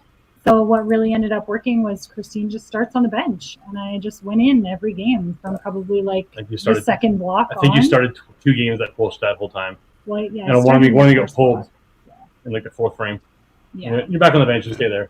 And when you came on the bench, and like when you came on the bench, it became a thing that when we were playing teams that later on, when Christine on the bench, whoever you were playing would just fold because she was running matches on people and stealing points left, right, and center. I think out of all the times she came out, I think maybe only 2 or 3 times where you were like mathematically able to win, or you only lost 2 of them. There's only one you came in for 2. You came in for team point essentially, but it was really cool. I'd never even seen that really happen before. So to be actually like a part of it was really cool, and to be the part. Like, and then to take it to nationals and have the same things going on, like having other teams going, why is Christine not playing? I'm like, because she's really good on the bench. Yeah. Why put her in? And we tried playing a full game. She can't do it. Oh, man. A half game. I got pulled against like Northwest Territories. I was terrible. Yeah, we put out go in there. And, like, terrible. I was like 5, I think. It was funny. It's just one of those weird things that with teams, you find your rhythms, you find your things, and I don't know if I've ever been on a team or seen a team play with one person on the bench 95% of the time. Yeah, but like where we talked about playing like and knowing your role and what you can bring to a team, like I feel like that was just such a great spot. Like, Jerry's not able to coach the same way she did, 15, 20 years ago, thanks, Jerry. But she'd be kind of like sitting at the bench or at the desk and stuff like that, and then I'd kind of be on the other side, like, right up at the front, and just talking people through it and keeping people loosey-goosey. And mixed team is all about having every team is about having a good time, but like mixed team, you guys have all played on mixed teams, and it's just such a different vibe from playing on the next team or playing on the ladies team. It's definitely a little bit more chill, and you have a few more inside jokes and stuff like that, right? Yeah. So, but when it gets down to it, you gotta execute and commit to the cause of being there to win. Totally, the game is still the same. So it was really cool, and just really awesome that like anytime Brett would go up and throw a huge shot, like that I was able to be the first one who was there for him when he came off the lane, or when I would go up and throw a big shot, that he was like right there somewhere close. Well, provincially, like our second last match of the day was on Saturday. It was against Calgary. At that point, I think we were 1 point apart from each other, and it was us or them. And I still remember that game. Like we had come off a rough loss to South. And they come off a rough loss to Central, and both teams who were leading the tournament coming in 1 point apart, and we're both just feeling like, what the hell just happened? Where's our tournament going? And then having that game just kind of, for us and myself, it clicked, and I think I ran. You shot a monster, if I remember correctly. Yeah, it was like 3. I think it was like 3-7 Derek, and like I think. After 5 frames, like Derek was just like, "Yeah, you win." I tried to run away. I think it was my. I went double chop and then ran strikes through 9 or something like that. And it was a good game. Too bad it wasn't on the live stream. Yeah, it was just barely off. They had to turn you at the end. those are the matches we By that need. point, all teams are made, right? Like It's not your fault, Carrie. It's not by that point, the men's team was already set. The ladies team was already set, and we were the last Edmonton team to kind of punch our ticket, right? So the drive was there. That was on Now- 9 and 10, wasn't it? Yeah, yeah. in the corner there. Yeah. It was definitely a fun match to be part of, and just kind of remembering bits and pieces of that and stuff was It was a cool game. a cool game. Well, before we wrap up Open, let's chat about this year's qualifying. Brett, you're on the men's team now for Edmonton playing. Yep. Huge first day, one of the group that led the way at Bonnie Doon, 290 average on day one, and then obviously held in there on day two at St. Albert. You're playing exceptional these days. Got to feel good about that Open team going in with you guys. Oh yeah, 100%. I kind of went with attitude. I was disappointed that COVID killed the mixed team I made the year before with playing with Tyler. Because you all have that list of guys you want to play with that coming up, and guys you haven't played. Like I had yet to play with Tim. This is my first team with Tim.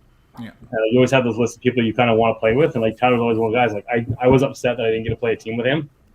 So one, just knowing he's going to be a competitor, I want to be up there and give myself a chance. And then my selfish side of me is I wanted singles badly because it's the only medal at national I don't have, and I want to kind of take a shot at it. And I know how hard it is to get there, especially coming out of Edmonton.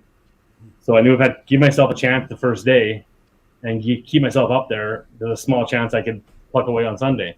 And unfortunately, St. Albert was St. Albert, and I was able to hold myself in. But it's hard when you're chasing guys like Tim and Adam and Tyler and those guys. They're hard guys to chase down, and that regardless of the house, right? So, but huge. being team. being on that team, it's like I said, I'm looking forward to this team. It's immensely. I played with Kemp now a couple times. Looking forward to playing with Tim. Played with Weber before. So kind of knowing what those guys are like, and having Lynn as a coach, and then just looking at the competition from Calgary and Central both, and just knowing what kind of monster scores are going to come out of this at provincials is going to be. It's going to be fun regardless, and I just hope I'm not on the losing side of those because yeah. It's gonna happen. Everybody's gonna lose at a high game. Everybody's gonna. You lost. Yeah. You lost. Like you even look at South and you look at North, and they're all really solid teams there. And like I said, I feel like Bonnie Doon is like Grand Prairie, where tougher score kind of narrowed in. The Bonnie Doon being such good scoring, it's going to narrow the field in too, right? And anybody can get hot, anybody can throw some strikes together, and I think that's usually going to provincials and you have a good feeling that you're going to be up there. I'm nervous, and I say that because I think it's just really good scoring there, and anything can happen, right? You just don't know. Well, yeah, you look at all the teams. Like even go to North, like Scott Hawka's won green and gold. Like he can play there. He knows how to bowl Bonnie Doon. Yeah. Well, teams can get on runs. They can go 2 or 3 games in a row, and whether any zone, like you said, Tim, North or South or anywhere, looking at paper, maybe a little bit weaker, but that's going to give them ammunition to go and believe that they can and get it hot at Bonnie Doon. And you can go and run a 3 games run, get 3 wins, and it makes a big dent in the standings. So it's going to be exciting for all teams to gun it out. I think at Bonnie Doon, you're going to see the teams that stay engaged are going to be the ones that play well, right? You're not going to have sleepers in this format at that center, right? So you have to be engaged the whole time. Yeah, Big ready mental to go, grind. ready to commit. Yeah, and quite frankly, over 20-game format, I still think the better team of that weekend is still going to be the better team at the end. Oh yeah, right. Yeah, I think Grand Prairie was a little bit different. I think Grand Prairie was a little bit different because the latent scoring was so bad up there that it was just the team that could grind. At least the scores here are just going to be huge, right?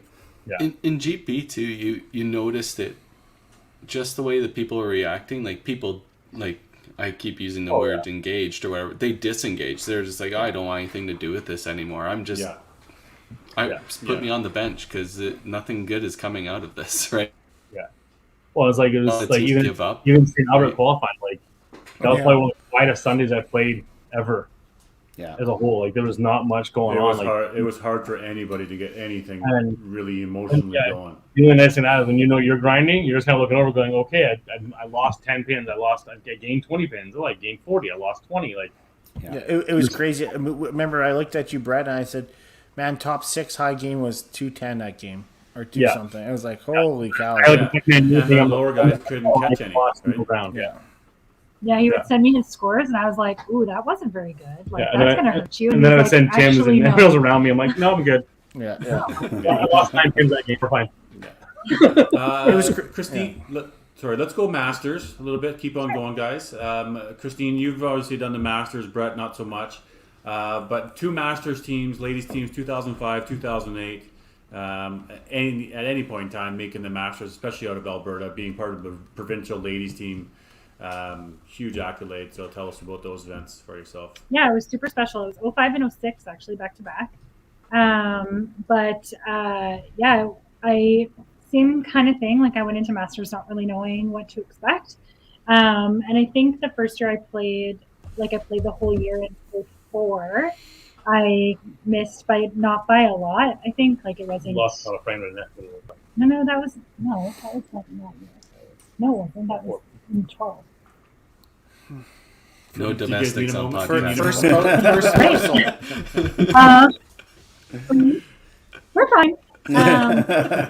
No, but so in 2005, I made the team for my first time. That was, incredible. I played with Jen and Tracy and Michelle Gardner and Shauna. And it was cool because I got to play on a 5-person team again. So different. You guys have all done it too, like playing on a 5-person team versus on a 6-person team. Like there's no pull, there's nowhere to hide. And we had Mike Violini as our coach. So, a real, historic coach with so much experience and so many accolades under his belt. So really cool experience there. And we played in Red Deer. So again, another nationals where I didn't get to go very far. But that's okay. I had all my first ones out of the way. So it was cool. And it was incredible. We played at Heritage and at Riverside and at Olds. And Sylvan Lake. We didn't play in Sylvan Lake. We only played at Olds. The ladies didn't. Yeah. So, with the door open and the train going by and all kinds of stuff. It was crazy. But really cool. Like, I don't think I'd ever picked up a bowling ball in the month of July before. So, that was really interesting to play through the summer and just kind of do that. My dad was on the teaching men's team for his first year. So, really cool to be able to experience that, both going to nationals at the same time. Alberta swept everything that year. So, really cool to be, up in the president's suite, after we were all done and Brian was toasting everybody with champagne and it was all in this team and they won gold and gold and gold and just to, hear everybody cheer and all that stuff. And I don't think, Di didn't play very well that year. She was a single. So we didn't actually go and watch the singles, bowl the stepladder. So, we just hung out in the pool all afternoon at the hotel in Red Deer. So the Capri. So it was a good time. We already had a good time headed into the banquet. And all Mike said to us was that I asked that you ladies are able to stand to get your medals. So we were able to stand to get our medals. And it was, a really, really cool experience there. Yeah, a little bit of leaning, but it was good. And then just to be able to celebrate with everybody that night was really awesome. Like the Masters is such a cool event. And I remember even after I made my first couple open teams, talking to Jim and Linda Bradshaw about, bowling and stuff. And Linda said to me, Christine, you this is amazing, but you have to make the Masters. The Masters is just like top notch. And just being there and experiencing it for myself. I love the Open, but there is something about Masters that's different, and being able to play with women from across the province that I would never have the chance to play with, right? It was really incredible. And, something I definitely will cherish for a long, long time that I'd love to get back to. I may play Masters next year. Yes. You're almost like, I love Brett's just chirping the back. He told me, he's like, you got to commit to it online. And I'm like, oh my God, I don't know. calls you on it. Calls me out on it. But I almost played in January just because I was, feeling kind of down about bowling and a little frustrated. And I almost just went screw it. I need a reason to want to show up because I knew I wasn't going to be able to play the Open this year. So I almost just needed that, incentive to actually come out and play. Like as the boys get older and they have more commitments, and I see why so many, bowling couples with kids have had to make those decisions where one parent plays Masters and one parent plays the Open and stuff like that, because you can't. Like, it's not fair to your family and not fair to your kids to be, to take that time away from them either, right? So yeah, so I'm strongly leaning towards playing Masters next year. Center form. But It's locked in now. I get one every year. But yeah, so, and not to say that I won't play the Open again, just like this year it didn't work out. So, but yeah. I definitely miss playing with those women, and just the camaraderie that you're able to build and the support network that's there, and is incredible. Mm-hmm. Yeah, it's really good. Yeah. Totally. We didn't play so well in 06. We did not win, but yeah. But Di did. So it was Di won. better There one. you go. Did you go watch her that time? We did go watch her that time. Yeah. That's Was right after the Deerings got married. It was on their honeymoon that we went to nationals. like a week after they got married. And So Yeah. Kara ran Kurt's bar tab up a little bit while we were cheering on Di so she could And then win. you guys came back to my wedding, We ripped it back to Following your weekend, wedding. Yeah. along with the ushers that I think I picked up at the airport for the. That's right. Yeah. Yeah. They flew back with us. Brett drove home I by drove home by himself. myself in Winnipeg that year Yeah. because I'd driven out there with Curtis and Chance. Yeah, and they flew back with us. Chance. Brett drove home alone. So Wow. That was a long drive home by yourself. Hey, here you go, Christine. This is a good one. Not too far from not seniors. too far. Not too far. Yeah. All there. Biggest couple moment for you guys got to be at the TPC doubles, winning that together. That was another cool one. That was Yeah, a fun I one. was pregnant also during that one. So So I was good drinking for two. times. So Brett was drinking for two. Yeah, that was actually really cool. It came at a good financial moment for us. Actually, we went out and spent it all the next day. We bought new tires for the car, so that was exciting. But yeah, it was really cool. It was a fun time. It was neat to see that event from a sober perspective when not everybody gets to see it that way. So it was kind of cool. Well, I think we've played that tournament now like 3 or 4 different times together, and we've always moneyed. Yeah, we played. I think only one time we actually played missed the together. cash, Yeah. which has been kind of nice. And it's nice to know that you can actually play with your spouse and Mhm. have that built-in partner already, and Yeah. you can give the gears to, but you're still going to go home the other night. It doesn't matter. Like, Yeah. it's kind of nice to have that camaraderie essentially, right? It's built in, just being. Or early hours of the morning. Yeah. In some cases. 4 o'clock in the morning. by the 3, time 4 you're done. a.m. No, it's 2 a.m. But I mean, by the time you actually get settled, yes. Yeah, Hey, usually- but- but- if you're doing well, you're leaving there at 1:30. If you're Yeah. So I want to make sure of this. So, Christine, 2012, you were pregnant and you won. Yeah. 2013 TPC doubles, you're pregnant and you won. So we had to we know what the magic juice is right now. Just get you boy. pregnant and Well, you'll win. Yeah, absolutely. Won't be done by Brett. It's an act of God. and that's Yeah, act of God. Yeah. Immaculate. probably not the best of ever bowls, just like happened to win. Those Yeah. years. Yeah. So, All right.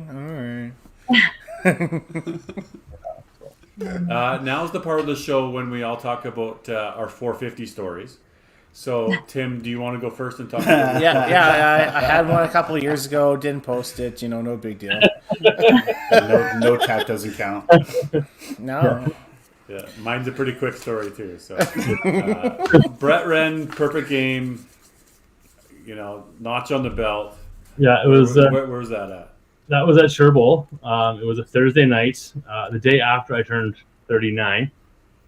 It was actually like I said, everyone has their own per game stories, and there's different things. Like Bruce's 4 balls for the per game. Mine was an oddball one because I walked in as usual for Thursday night. We always did with our kids stuff. We were busy, so by the time we walked in lanes, I walked in, put shoes on, had a quick conversation with Katie Rainier, and the announcement started. So I didn't even throw a warm-up ball. And then, so first 4 strikes were pretty rough. Like they were not picture perfect form wise, and then I kind of found a groove, and the rest felt pretty good. And then, as we all know now, once you have that 9 that camera goes on you, right? And you're, it's there, whether you're watching it or not, it's there. Yeah. My wife, in all her wonder, didn't bring her phone that day. Well, that would have been weird if I was the one recording it and showing it. Hey, like, that would have been weird. So I walked over to like your lane, Carrie, I think, because you and Dexter are together, right? And I was like, hey guys, just FYI, I have no phone. So one of you is responsible for this. And then So the funny side is I threw the 1 in 10 and a ball got stuck.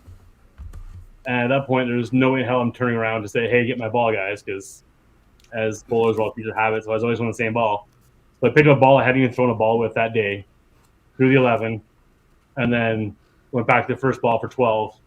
And if you actually go back and watch it, I overthrew it and went left pocket, which is coming across the lane for me for a hook. And it's a sliding ball that works for me sometimes, and it worked out. So, but it was definitely kind of funny doing the 10 strikes with one ball and then one ball to finish. Definitely with no warm up, right? So it was kind of a weird. Warm up is even the thing. Like, man, I'd pull a hand. That's pretty nice.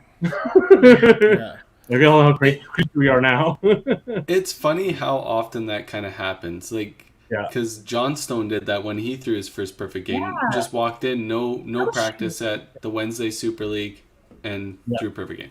Wasn't he house shoes that first one? House shoes, wasn't it? Or house ball? I don't believe so. It was house balls, I believe. Yeah. Oh, maybe ball. Yeah, but he didn't. He had his own shoes. That was the same night he shot that 1760 or whatever it was. Yeah.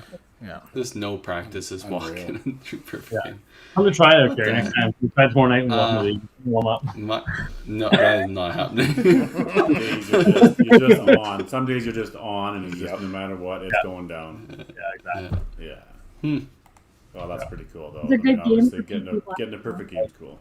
Yeah, it was fun. It's like I said, it's one of those kind of neat things that you always want to have in your pocket, but you don't know if you're ever going to get it, no matter how good you are. And then you got to actually get it all presented at nationals. Yeah, I think the nationals that following year, it's actually got my first cool.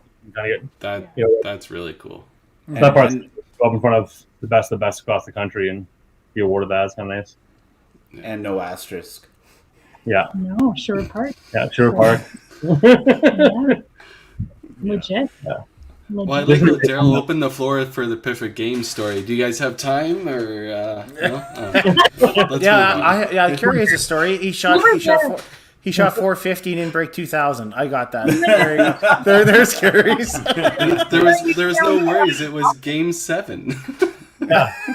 In the corner at Toppler, wasn't it? Yeah, we were there in Toppler. 15-16. Yeah, you were in the corner, or no one even knew what you were doing. It was just, we were there. You're in the dark dungeon corner. It was just me and Bruce. I remember watching. I was like, man, that guy needs some big scores, not to be in the bitch in the back, because I think that's what our rule was, right? Little man had said bitch, and Alberg usually was the bitch, right? Like, so we all roomed together, and we'd be like, little man has to sleep on the floor. So Alberg, we get to the hotel before we bowl. He already has his stuff lined up on the floor.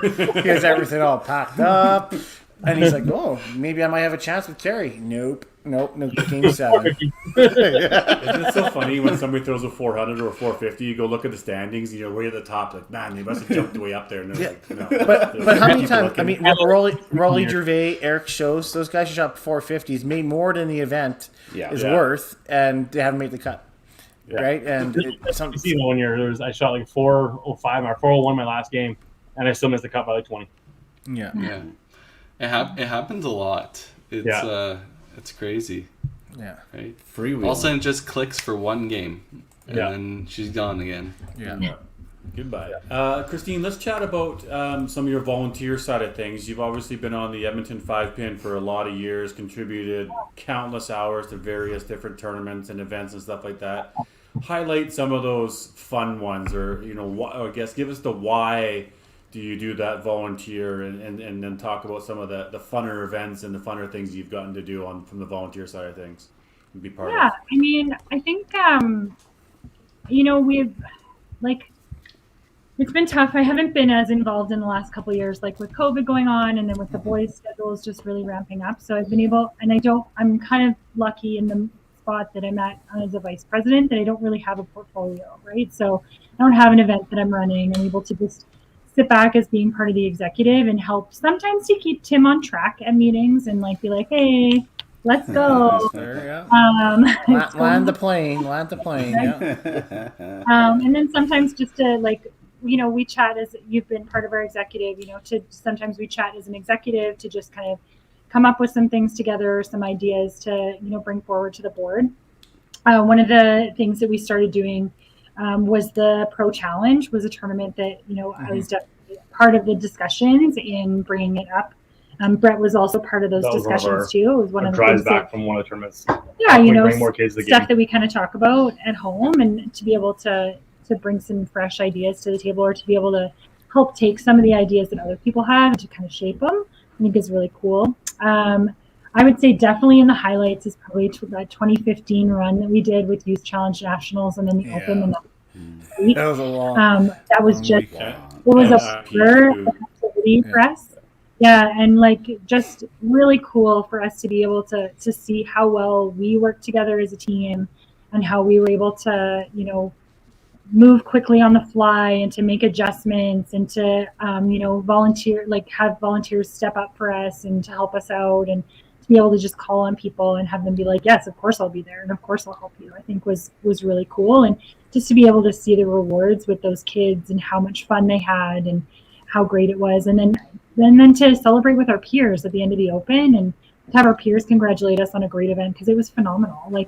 Everyone had such a great time, and to just really feel rewarded with the band playing on the stage, and to be able to produce such an event, I think was really cool and really awesome. And then all the stuff we've done for fun, like the pub nights, and then cooking pasta for all the people we did, when we threw the hall party, and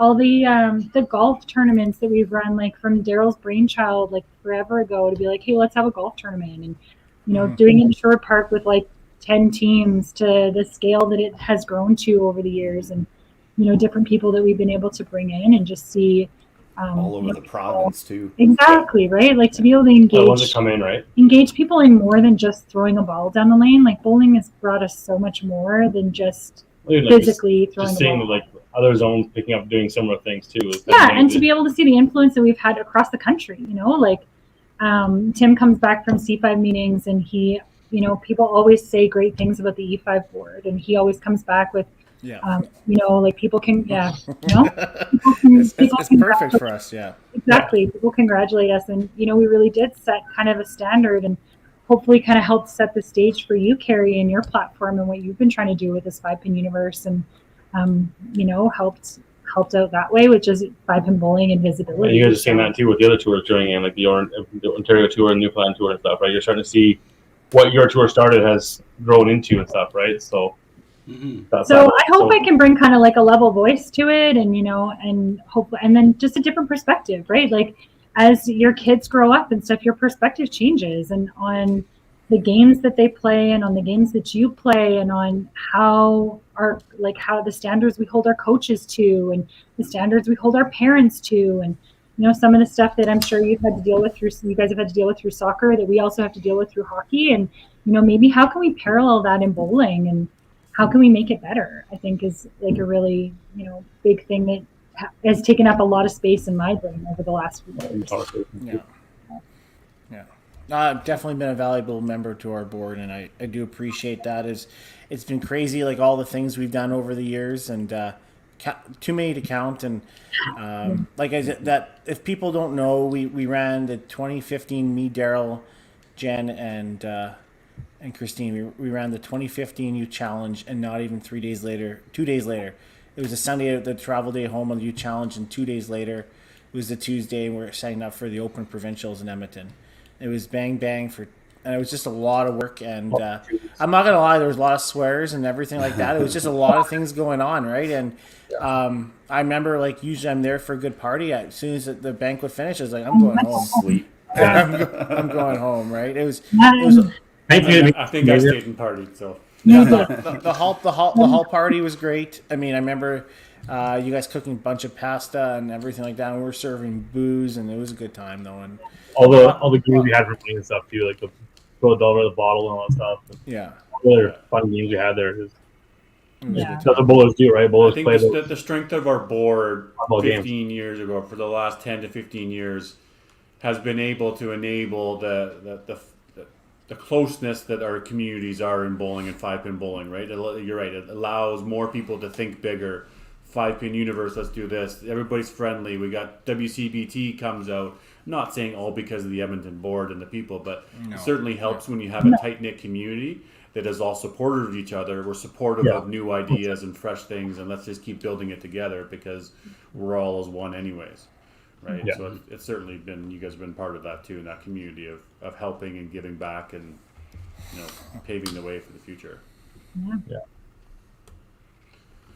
But I mean, talk about your game right now a little bit. I mean, Christine, you're bowling right now, just Sunday nights, bowling, casual fun, but obviously bucket list is you want to get back at it. You want to be a little bit more competitive. You want to play in all these tournaments again. Is that the idea, or what's on the bucket list for you? Yeah, I think I'm at a point where, you know, like I would love to like get back in there and compete, but it's like the last 2 years have been tough. Like COVID's been taking a real good toll on me. I work for a pretty large corporation that's got a lot of well, I work for Starbucks, right? So we've got a lot of rules and a lot of stuff that we have to follow because it's corporate. So, you know, we do treat things a little differently than if you're independently owned, right? So we do have to follow the public health guidance, but plus then it's a little bit more strict. So, and for myself, it just, you know, a lot of that, you know, just health measures and stuff like that. And with the kids and, you know, vaccines and not being vaccinated or, you know, anyway, it all took a lot. All the unknowns. So I really, you know, I really have kind of taken kind of that back seat until we kind of hit, you know, a more level. So maybe next year when things are starting to settle down, it'll take a different turn. But because I know that I need to put in more practice and more work if I want to actually get back there. And, you know, honestly, I'm not super comfortable heading in there into a time where I don't know all the people around me. Like Sunday nights, I was like, okay, I can do that because it's 3 people a lane. Most of the people I know really well and I trust them. So like that's the spot that I feel most comfortable that I can go into. Yeah, so that was kind of a deciding factor for me because even like Brett and I talked about it. We talked about it off and on pretty much through like the summer. Talked about it through the summer where I was like, I'm gonna bowl, I'm not gonna bowl, I'm gonna bowl, I'm not gonna bowl, and really just like, you know, me being like, if I don't go back, I may never go back. So you know, putting it kind of in my own control that. Yeah, I'm gonna head back to league and see what I can do, and you know, really just be able to work on my own game. And I was pretty like Tim. I talked to him so many times. And I'm like, if I'm gonna be an A, I'm not gonna bowl because I don't want to have to worry about my matches or about the team or about any of those things. I want to be able to just go in and play my own game. Turns out as a B, there's enough competition as it is, and everyone always gets up against Christine. So I don't know how many like huge. Like big 200 games Brian Randall's thrown at me this year, but it's a lot. So he doesn't throw many strikes. Yeah, and a lot of corners. He's probably listening now, but yeah, Brian doesn't. The average Joes are yeah, so funny. Playing. But so like that's kind of where I'm at. Like I'd like to get back in, but it's also, you know, it's not for like it's not number one in my life. There's kids hockey still dictates a lot. Well, the kids are in that spot where they're growing and they're getting involved in stuff and they're competing at a higher level too. So, you know, it's hard to put yourself first sometimes. So, yeah, we'll see. I'll be able to get there though. Like lots of women before me have stepped away and come back, and you know, I kind of take them as inspiration, and I can do it too. Like I'm sure I could do it too. So. Yeah. And then you likewise for other women too, seeing you being able to take a break and then come back and play. Yeah, I hope so. Right. And then Brett, how about just last question for you? Just sort of, you know, how do you know, keeping your game sharp? You know, I'm noticing here Sunday nights, of course, we do our showdown. I mean, you're throwing huge, and there's a lot of good players in that league, and you're over 40 and not done. But again, I mean, how do you keeping your game sharp and you're averaging 300s on these weekly, you know, things? You're making open teams. You're competing. You're, you know, TPC qualifying things. I mean, you're the what do you call it? The RAS, Yeah, the The call. Satellites. You know what I mean? You always seem to be in the mix, Brett, and you're always making teams. You're always at the top, or it's a big game at the finish. I mean, what is it that's keeping you driven, or tricks, or mental side of things, or what is it that's keeping you going? You know what I mean? A lot of it's just years of not doing it and kind of not being good at what you want to ask. So it just kind of drives you to be better and stuff. And like just being someone who is a fan of sport, part of it. Like just I like sports. I love seeing and hearing how guys work in other sports, and just kind of realizing, okay, I don't do that. I don't put that same work in. And I know going to like provincials and nationals, that I tend to put a little more work in and things like that. But as I've gotten older, because I've gone from being a much harder thrower than, like, I still feel a little hard, but I was a much harder thrower in my youth. And Adam can attest to it. I played him years ago as a kid and stuff. We were both chuckers, and I've slowed my game down quite a bit. In just general, just for my own sake of my body lasting longer, right? And in doing so, I've kind of over the years, I've actually probably 3-4 years now, I've actually had there's a permanent note in my phone of just kind of a checklist of things. Like when things aren't going right, open the phone, pull the note out, just read through them all, kind of recenter myself. And then this past like 2 seasons of bowling now, I've actually kind of tried to shorten the game down even more and just stop worrying about the end score and the end result of the tournament. Like it's hard to go in a tournament and say I need to shoot 22 to make this cut, and just kind of get rid of that in my head. Like I knew going to TPC this year, I knew I had to shoot a 22 and plus to get there. And I kind of shorted it down for myself. And I think I saw Weber this at the Open as I shortened the game down to, I try to go 104, 200 by 7. Because then if you are 200 by 7 and you run into that 3 plows in a row, you're still shooting 250, and it's really not that bad. Yeah. It's just your own mental anguish to the fact that you just shot away a game. It's hard, but when you screw up a game, like when you punch in 10, like I had 3 times the Open this past week there, where I shot a plow in 10 or 11 for like 280s and 290s on doubles and triples and stuff. Like knowing, they could have been 3.5s, and I could have been chasing Weber day one, but plowing, getting those ones, I'm like, well, I'm still shooting 290s. Like I averaged 290 the first day, and I had 3 games over 300, one being a 400. But just kind of breaking the game down and shorting it, those little intervals has helped me immensely. And that side of it is just keeping the game as simple as possible and like not overanalyzing yourselves. And I think that's something we all do way too much of, is just you overanalyze every shot and every ball and every little hiccup you do, and just goes back to the old adage of keep it simple, stupid, right? Like it sounds easy, but it's not. And we've all been there, and how hard it is. And it's just, for myself, I've just kind of trying to keep it down to those small ones and forcing myself to pay attention to my matches and try and win my matches. And like, I know, like I was telling Adam, I think for something like the last 13 matches I've won consecutively now after losing the first 7. You've been on fire. Yeah, you're welcome.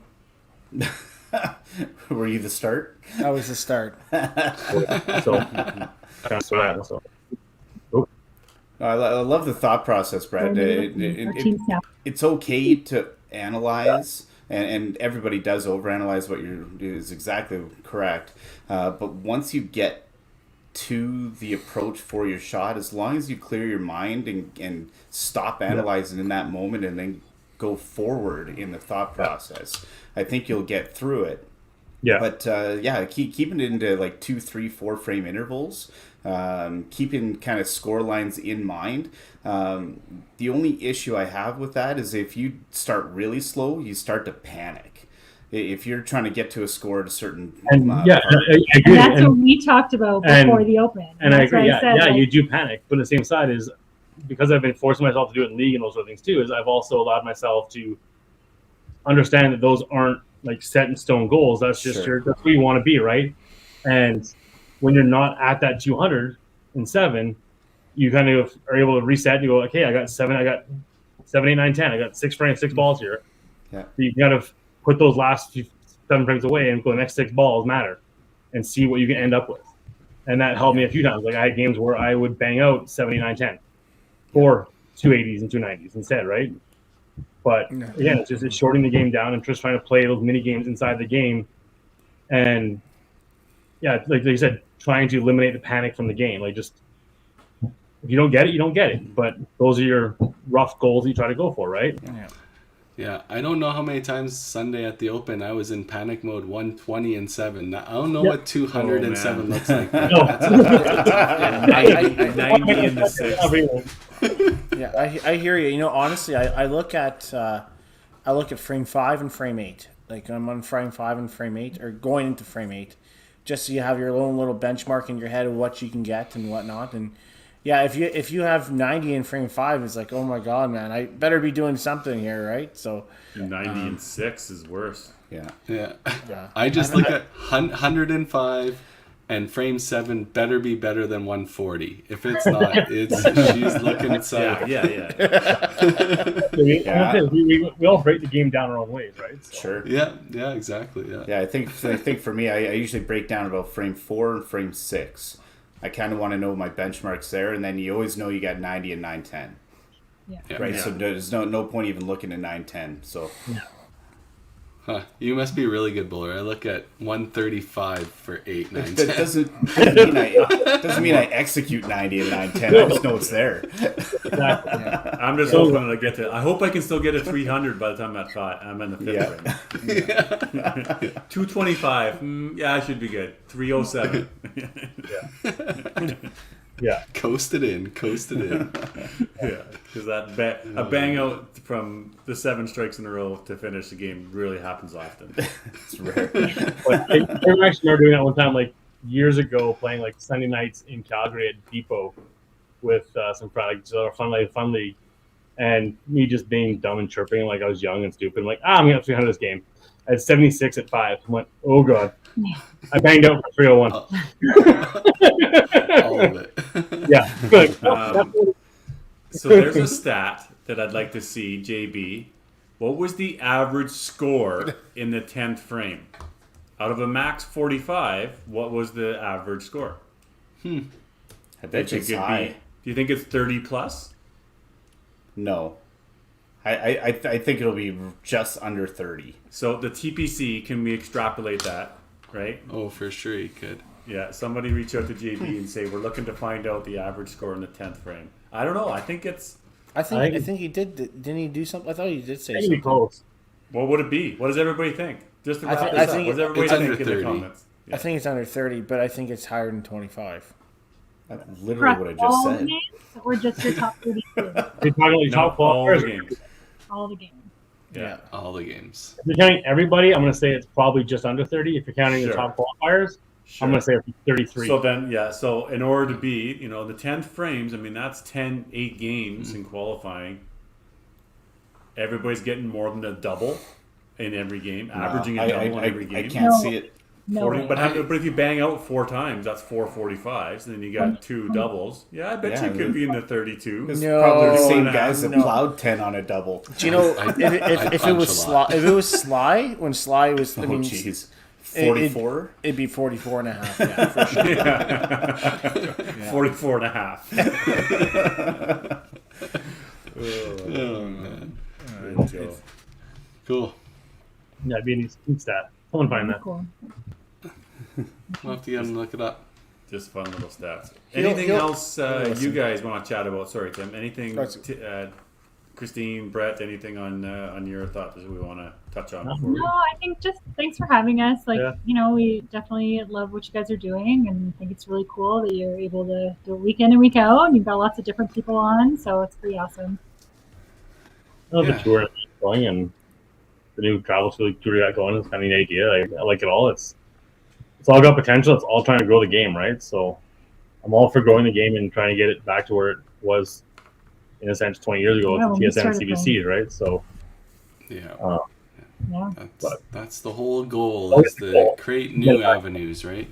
yeah. It's awesome. And it's definitely, I know being, you said before, I think you said before, Terry, it's because it is a Canadian sport, to try and get the right sponsorships and stuff you need is the hardest part right now. And Yeah. that's always going to be the hardest part, I think. But I think the podcast and the tours and the different versions coming out there, when you can finally actually put them all together in one big kind of net and look at it as a giant picture, it's a much easier sell to those governing bodies that look after those sort of things, right? So Yeah, for sure. Weber, you got something? Yeah, so just before I know we're getting to that 2 hour mark here, but I've been remiss to not congratulate JD Hislop on his first 400 Yeah. on Sunday. JD's a 13-year-old junior, has a better game than his dad, Chris, He's already. my bowler. Can we also congratulate JD, or sorry, Chris, on retiring? Or Yeah, no? officially. Even though the game was at Bonnie Doon, and I know a lot of guys are going to kind of see the Bonnie Doon effect and all that stuff, I witnessed every ball of that game. And of his 9-bagger, the first 2 were absolutely perfect. Got away with the third one, and then threw 6 absolute bombs after that for his 400. So I did absolutely want to congratulate JD. First of many, I'm sure. That's awesome. And then the other thing that I get sappy every once in a while with people that I classify as like basically family, right? So about 10 years ago when we finally ended up moving up to Edmonton here, Lucy and Braxton came up. I was on the road quite a bit and doing all that stuff, and I just wanted to personally thank both of you for just treating Lucy and Brax with absolute like respect and quite frankly, if you guys didn't help out during those first couple weeks that I was away, I'm not convinced that we'd still be up here. So I did.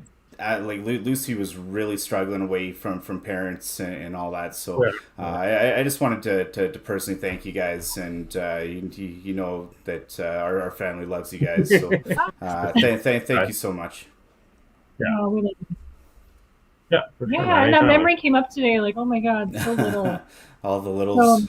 How we were so happy to welcome you guys into Edmonton, and like you and Brett share that common bond being from Calgary and growing up and all that stuff, and like of course, like even myself, so knowing what happy it's like to come into a new city and a new bowling world, regardless of what you have behind you, as far as who you are, it's still hard to come into a new city and there are struggles.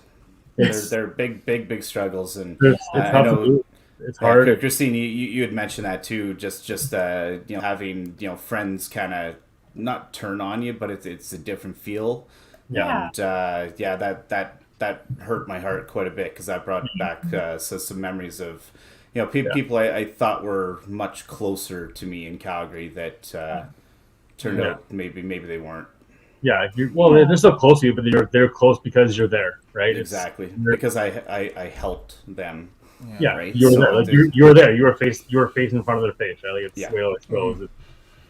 And I was the same way. Like I had what I thought was a lot closer friendships with a lot of people down there that I thought would have lasted, and I still have friendships with a lot of people there, but they're not the same they were when I left, obviously, right? So, and that's partially when I knew you guys would come up here. I made a point of we need to reach out and get you in Shore Park. Get you in the door. You just get to the bubble. We're not allowed to leave beyond 17th, I think. No, because for soccer, right? Yeah. and friends. So funny. That's why we can't have an acreage. We're Strathcona then. We just can't. Yeah. I've been talking to you a little bit about the Shore Park Club here, so we'll just do some recruiting on the side. And you know what's coming down the pipe here, Weber. So we might want to get a Braxton. We might want to get a Braxton this side of the tracks for some football training. Well, thank you so much, Adam. Good, we appreciate that, and we're so happy that you guys are here, and so happy that you're still here, and you're still loving it. And then, Brax is back playing now. It's like his little fist bump, just like you. You guys like, wow, he fist bumps just like his dad. So awesome. Pouts like him too. Yeah, pouts like him too. Sure do. Oh, man. That kid never smiles. Well, you wouldn't say.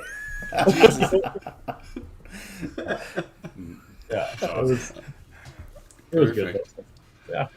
All right. Well, I think we'll wrap the podcast up here. Brent and Christine, we'll just ask you to step away for a little bit. You're more than welcome to stay in the background if you still want to talk to us afterwards. Not sure where you and your littles are at right at the moment, but we're just going to wrap this up and do our All-Star giveaway. And once again, thank you very much for doing this. Thanks again, boys. Thank you. Thanks guys. Friends. Thanks, guys. All right. That was great. So many stories, obviously, with them being all around. being Brett obviously moving zones and stuff like that, and Christine, their stories are just. I get so much information from them just from hearing the stuff that they dealt with in their travels and their family stuff and all that. I'm not sure about you guys how you take it all in, but it's inspiring, right? They're still involved with the sport. They still volunteer. They're still competitive. It's a pretty neat story. Yeah, good people, man. They've been around the game for a long time and very helpful around the sport. And can compete, can play on teams, right? They want to win. I mean, just like anything we talked about, learning every team and learning roles and learning things. And sometimes there's challenges and sometimes there's positive moments, but that's all part of growing and being part of teams, right? You're not going to win every team you're going to be on, right? And so what? But you learn, you get better, and you want to be right back there next year. And they've been part of the Edmonton scene for the last 20 years. So happy to have them, keep them around here. Good for the sport. So glad we got them on the show. Yeah, definitely great to have them on for sure. They've given back a lot to the sport, and obviously they've been participating on a high level for a long time, right? So I played with Christine for the first time ever, and a long time ago in 18, and now I get to play with Brett. So it's come full circle in my bowling career, that's for sure. Yeah, they've basically been like an extended family to us for a very long time. So we're really happy to see them, get their moment on the podcast, and so many great stories, and maybe underrated competitors in the game, right? Like they're not always the flashiest, but their resumes definitely speak for themselves. So it's really happy to have them on, and quite frankly, I cannot wait to go back to battle with Brett by my side. And if you want to message Brett, I'm pretty sure he will tell you the puddle story. So he's more than happy to. He's probably smiling right now. Yep. If you want his contact information, Tim's willing to give it out. Yeah, So, we have Brett in Edmonton hotmail.com. There we go. All right, we got 27 entries for the All-Star giveaway. Good luck, everyone. And we know Adam's not in here, so It's probably going to be a Marla win, is my guess. Or Matt Leonard. Let's go Matt Leonard. Carol? Yeah, Carol. Right. No, I would redraw that. Like, do you even have a bowling alley up there? I mean, like, is there a redraw they're looking for option? workers. Is he going to be in Regina? He's got Yeah, he will. Yes, Yeah. he is. Yeah. So Regina's before a couple weeks away. before everybody heads out, I do have a podcast guest next week. Crystal Hibner is going to come on from Regina. Awesome. Oh, really? Crystal, yeah. And then obviously we have a presser for Regina, and then the week after that we have we're going to have the winner on the Regina on. So those would be the next 3 weeks. So who else other than me then? Nah, I'm joking. No, I'm sure somebody will walk in front of you again or something. Probably, that's okay. Hey, so Chose is on. All right. That's neat that we have Crystal on the week before, because awesome. she was going to be one of the ones that the WCBT was going to ask to be a part of the presser. So maybe we can ask her while she's on podcast, put her on the spot, and see if she wants to be a part of that too. There we go. Nice. Yeah. Can't say no. That's right.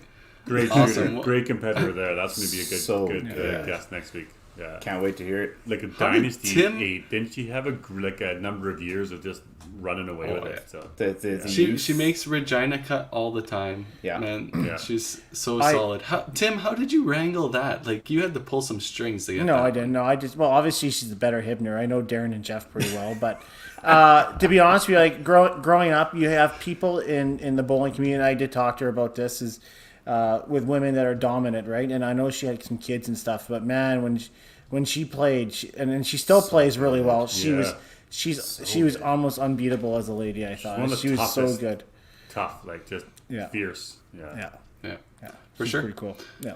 All right. Well, everybody have a great week, and we'll see. See you Thanks, later. guys. See you guys.